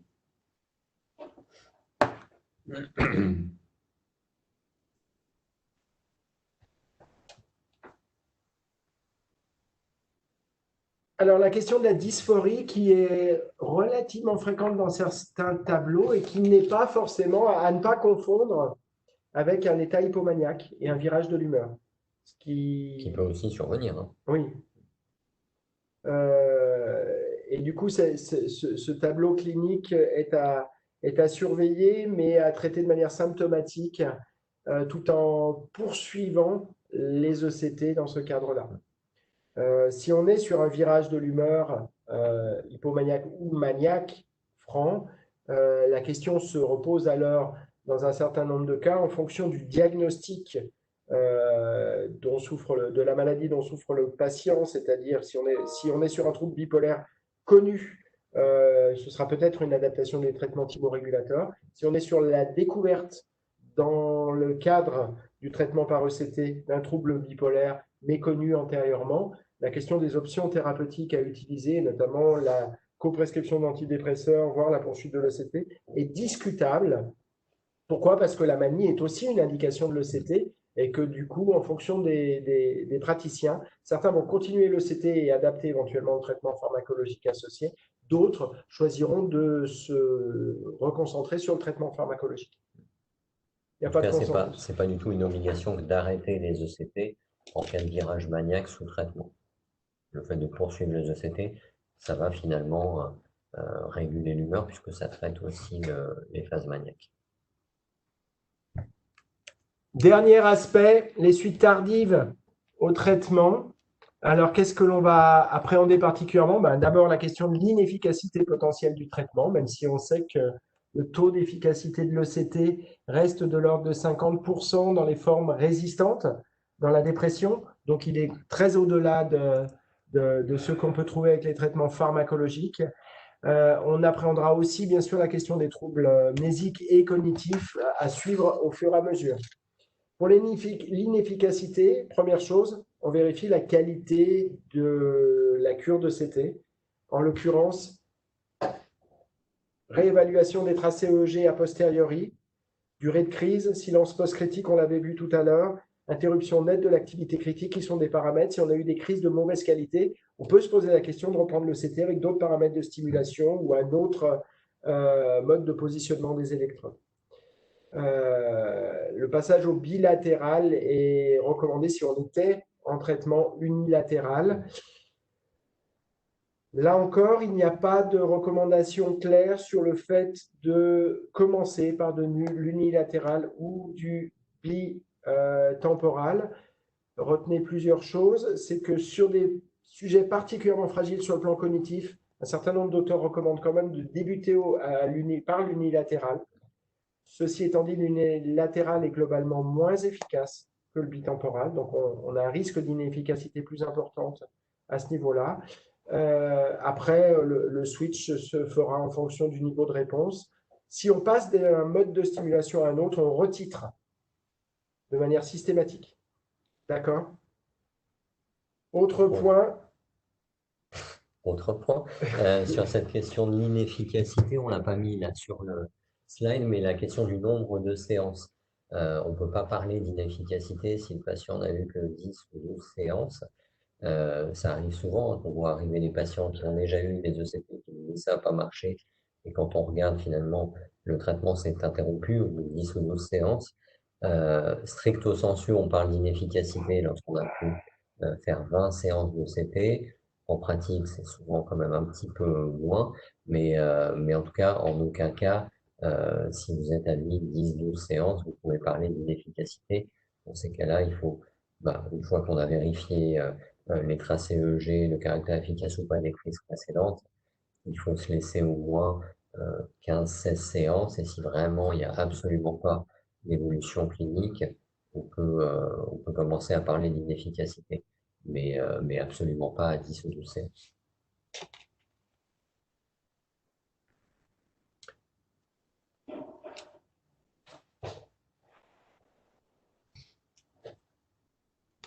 Ensuite, sur la question des troubles mnésiques et troubles cognitifs, donc c'est vraiment l'effet indésirable le plus handicapant pour les patients des ECT. Ces troubles, ils sont quasi systématiques, ils sont plus ou moins intenses évidemment.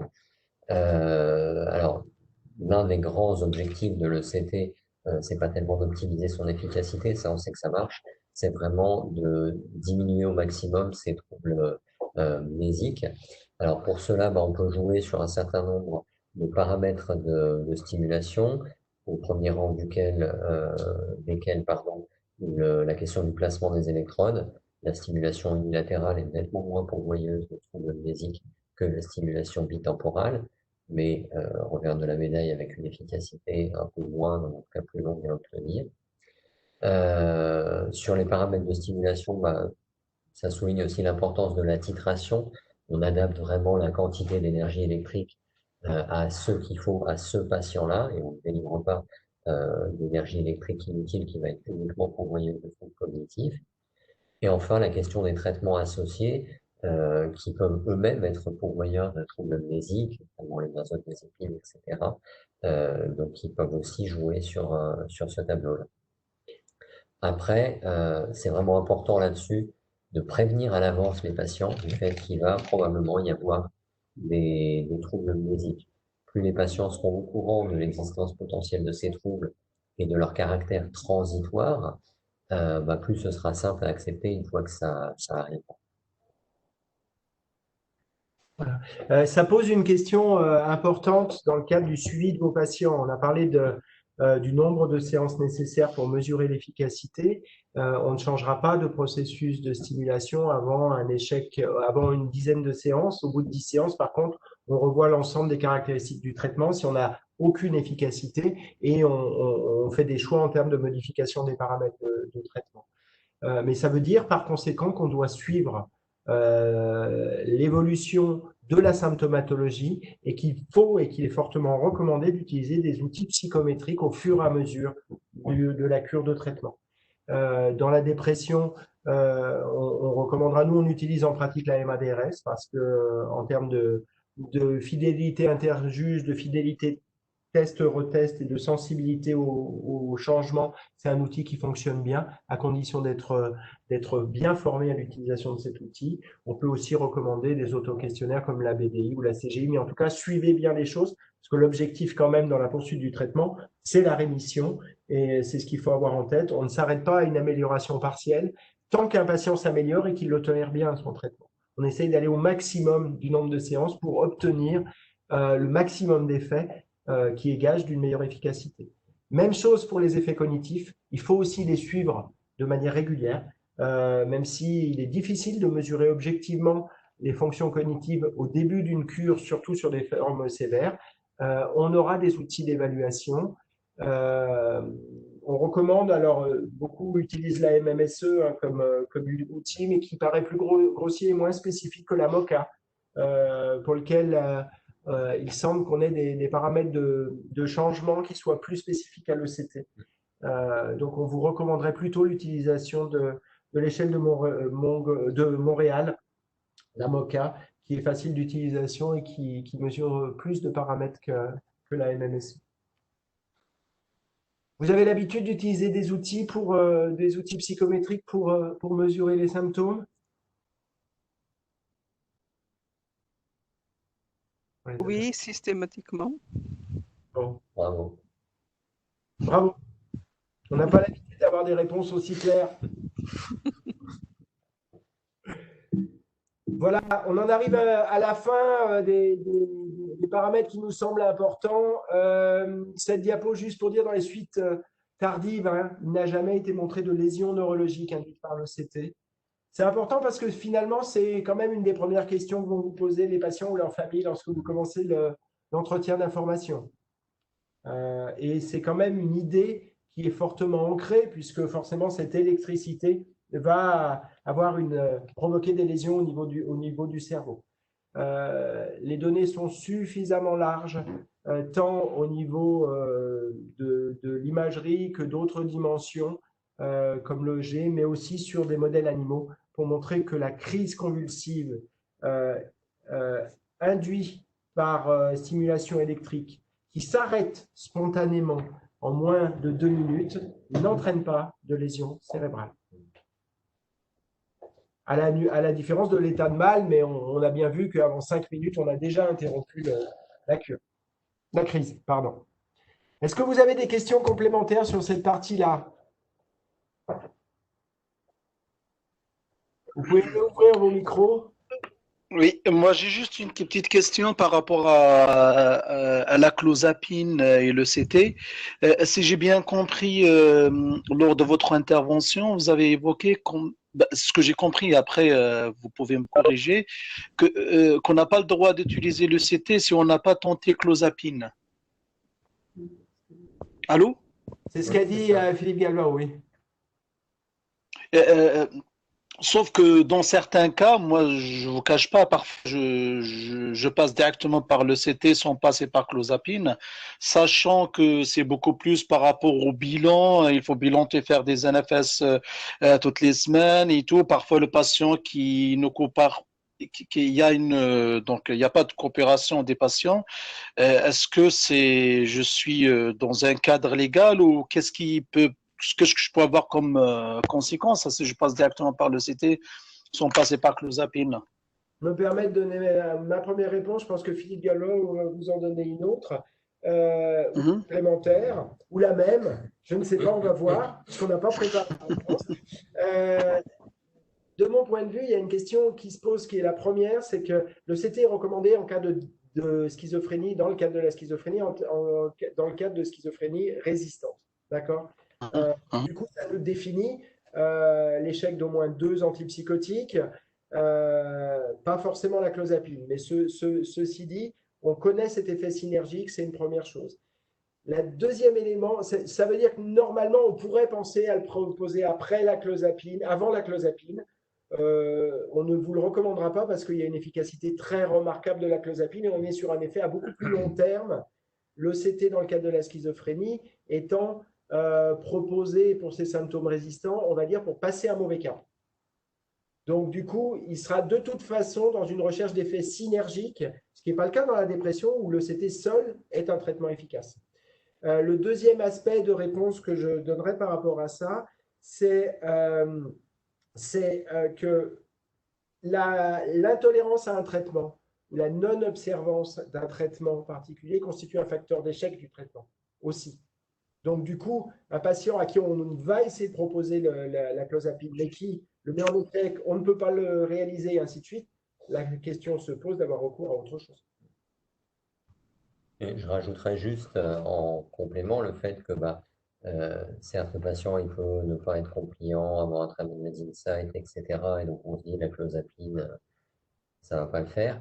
Mais que finalement, on se rend compte qu'en mettant la clozapine, ça améliore sa compliance au traitement, ça améliore son insight.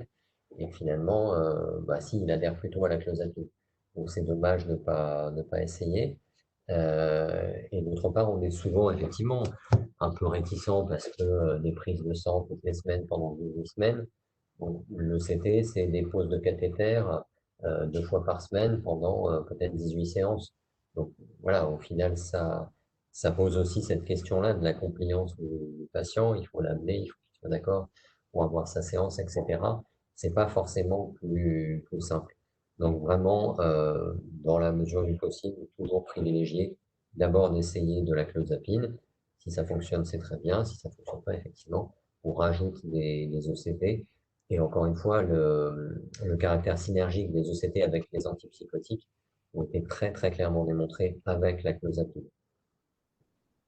Je pense que vous avez dans les diaporamas l'étude qui avait été publiée notamment par l'équipe de Pridmore, où ils ont testé le recours à l'ECT en ECT plus clozapine versus poursuite de la clozapine, où on voyait qu'on avait dans 50% des cas une amélioration significative et une réponse par l'adjonction de l'ECT à la clozapine. Donc, c'est un papier qui est sorti dans l'American Journal, qu'on mettra aussi, on va mettre des biblios sur le site, mais on en parle dans un diaporama commenté, et ça confirme tout ce qu'on connaissait avant en termes de données de la littérature.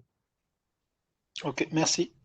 Un autre point, j'y pense, le rythme des séances pour vous. Quel est le nombre de séances hebdomadaires optimales pour le traitement?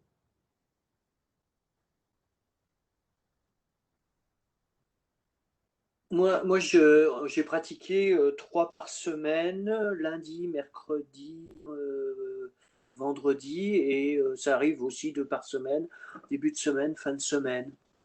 D'accord. Donc 2 à 3. Et un patient qui fait une séance par semaine? Peut arriver aussi parce que y a des problèmes de place, de planning, de disponibilité. C'est arrivé aussi, bien entendu. Oui.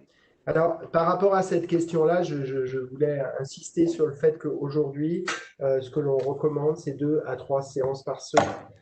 Qu'en deçà, on est potentiellement, il y a de forts risques qu'on soit inefficace. Ce qui veut dire par ailleurs, et ça me fait rebondir sur la question de l'observance au traitement, c'est que parfois, pour différentes raisons, des patients vont mettre en échec des séances. Et on se retrouve, c'est souvent dans des formes de dépression résistante, sur des troubles de personnalité aussi, ou avec des équipes un peu réticentes aussi, du coup pas trop vigilantes, ça peut arriver, ou qui sont angoissées par le traitement. En tout cas, on se retrouve rapidement avec un patient qui finalement bénéficie qu'une séance par semaine. Il faut arrêter la cure et reprendre l'information et rediscuter les choses. Mais ne pas continuer à une séance par semaine parce que finalement, on a surtout le risque d'avoir les inconvénients sans avoir les avantages de ce traitement. Même chose sur la maintenance ou la continuation. Vous avez peut-être vu déjà le diaporama qui a été fait par Philippe Galvao. Attention, la dégression du rythme doit être progressive. S'il n'y a pas de recommandation, si on est à 2 séances par semaine, on va passer par une par semaine pendant un mois, puis une tous les 15 jours pendant 2 mois, puis et ainsi de suite. Mais certainement pas d'un rythme de 2 à 3 séances par semaine à un rythme d'une fois par mois. Ça revient à ne pas donner le traitement au patient pendant une certaine période. Et on sait que pour des raisons de place, d'organisation du soin ou ainsi de suite, de disponibilité des traitements, des séances, on est parfois dans une situation où on risque de faire ça. Ça demande une très grosse organisation hein, pour avoir en tête les patients qui sont en ambulatoire, les patients qui sont en cure, mais il faut vraiment l'anticiper parce que ça correspond à une rupture de soins et on va avoir des rechutes précoces. Ce qui a été vu aussi dans le contexte du Covid, où pour différentes raisons, on a dû arrêter le traitement dans un certain nombre d'unités.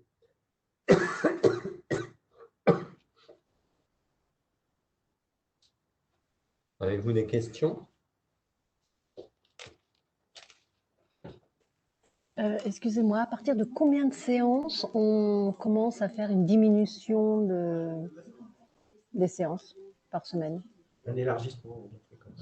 À partir du moment où le patient est en rémission, ou alors quand on a une réponse et puis qu'il y a un plateau, c'est-à-dire qu'entre 2 séances, l'état clinique ne s'améliore plus. D'accord. On va au maximum de l'amélioration potentielle. Et après, on essaye de maintenir cet effet. D'accord. Donc, il n'y a pas de normes, en fait, à savoir s'il faut 8, 10, 12 séances avant de… Non, ça c'est clairement quelque chose qu'il ne faut pas faire, c'est dire au patient, on vous fait 10 séances et puis on voit si ça marche. Parce que si ça marche, c'est très bien, mais si ça ne marche pas, on ne sait pas si le traitement est efficace ou pas.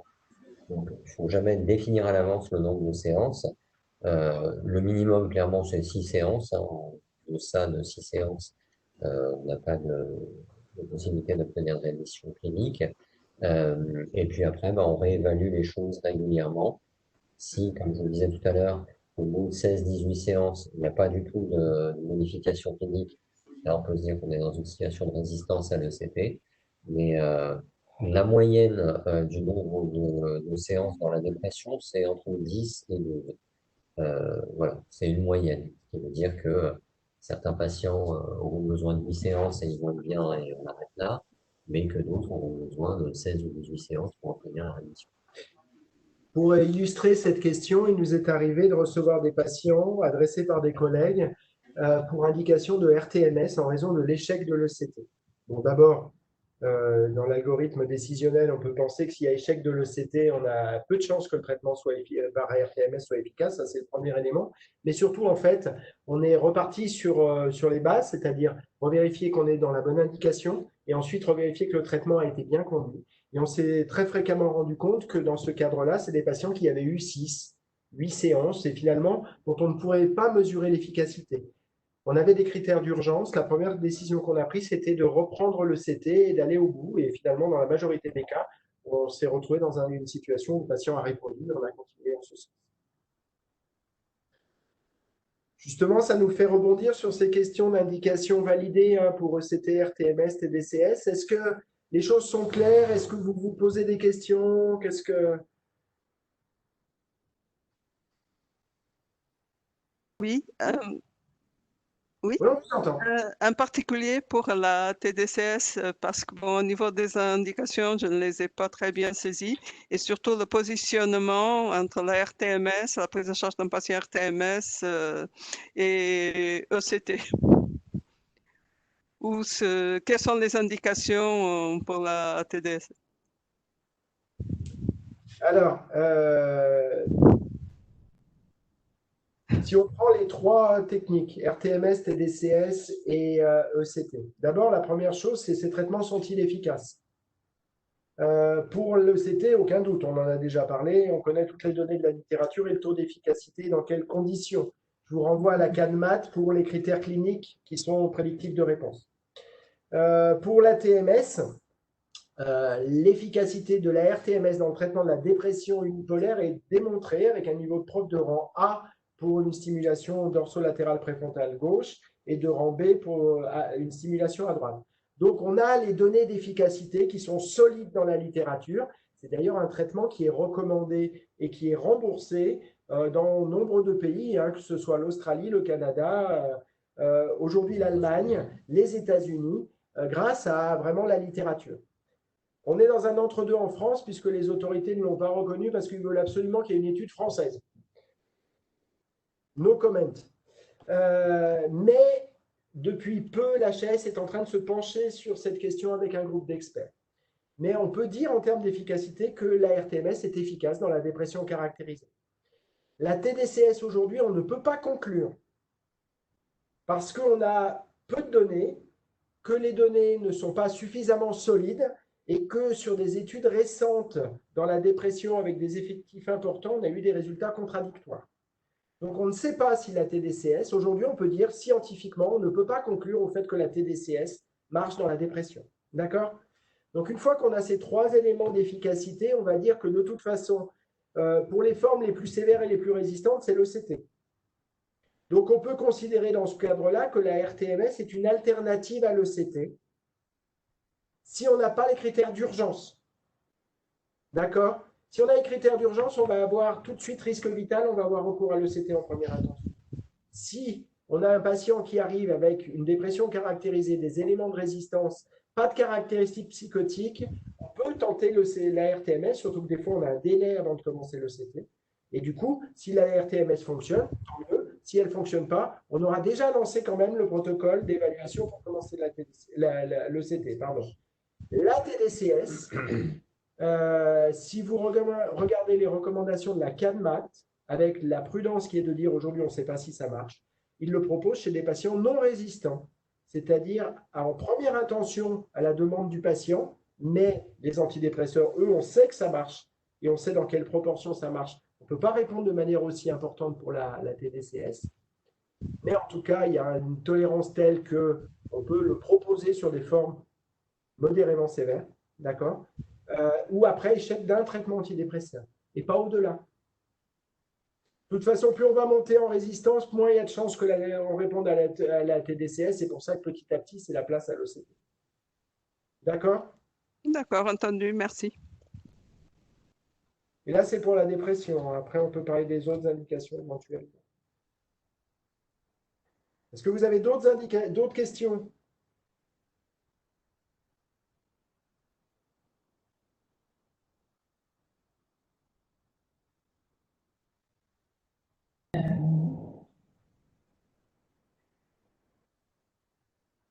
Avec le micro. Je crois qu'il est coupé, votre micro. Ouais.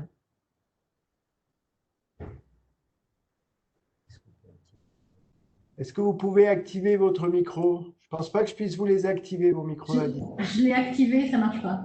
Si, ça marche très bien. Ah bah voilà, je vais le recouper. C'est bon, très bien.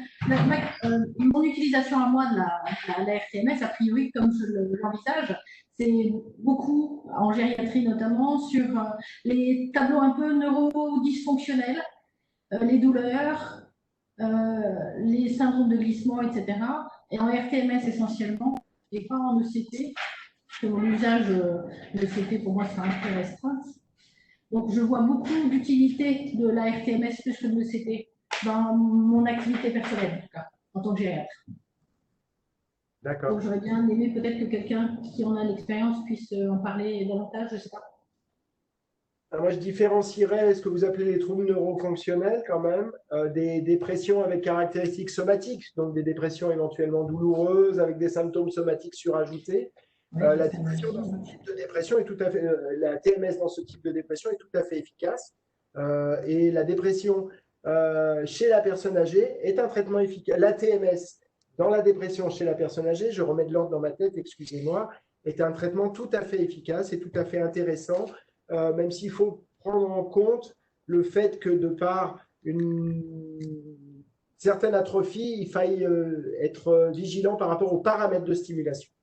Mais sinon, contrairement à ce qu'on pensait, pendant longtemps, on a pensé que plus les personnes, chez la personne âgée, le traitement de la TMS était moins efficace.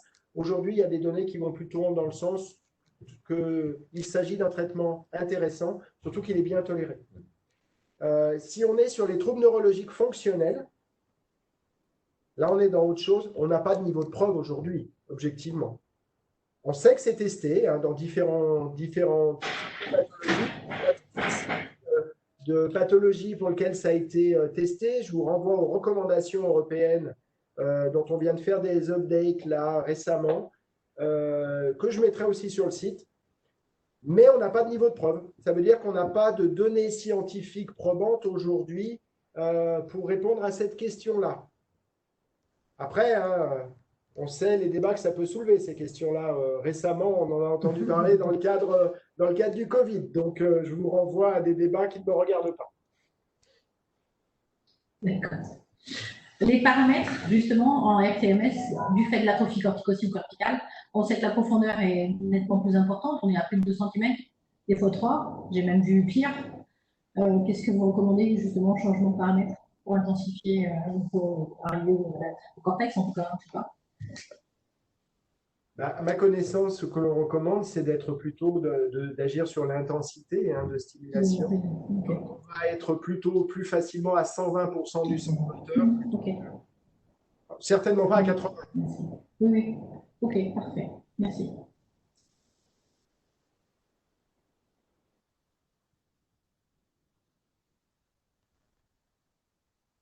D'autres questions?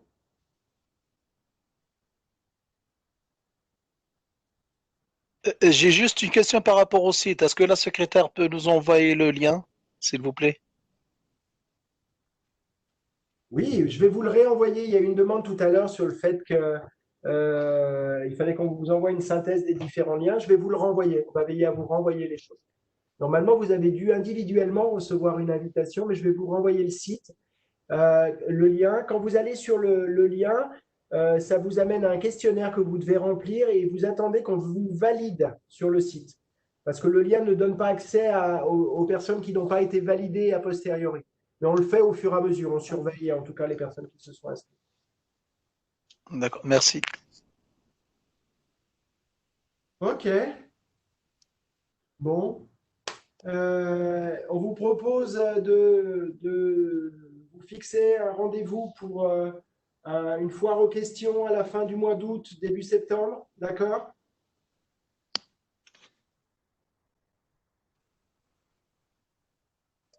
J'espère qu'on a répondu à certaines de vos questions en tout cas. Excusez-moi, pour le site Claroline, oui. Quels sont les identifiants? Comment on fait pour se connecter? En fait, vous avez un lien. Sur ce lien, vous allez remplir un questionnaire. Vous êtes en attente de validation. On valide au fur et à mesure et à partir de là, quand vous remplissez ce questionnaire, vous créez vos identifiants. D'accord. D'accord. Et surtout, faites-nous un retour. Ce qu'il faut, c'est d'abord que vous alliez sur le lien, que vous remplissiez vos identifiants, on vous valide et on essaie de le faire le plus rapidement possible. Après, vous devez avoir accès à tous les éléments du lien. Si vous avez un problème, vous nous faites un mail et on vous met en contact avec un technicien. D'accord, merci bien. Et a priori, ça marche pour un certain nombre, donc ça devrait marcher. Hein? Merci. Voilà. Bonne journée à vous tous. Merci, bonne journée. Merci. Merci. Au revoir. Merci, au revoir. Au revoir. Au revoir. Au revoir.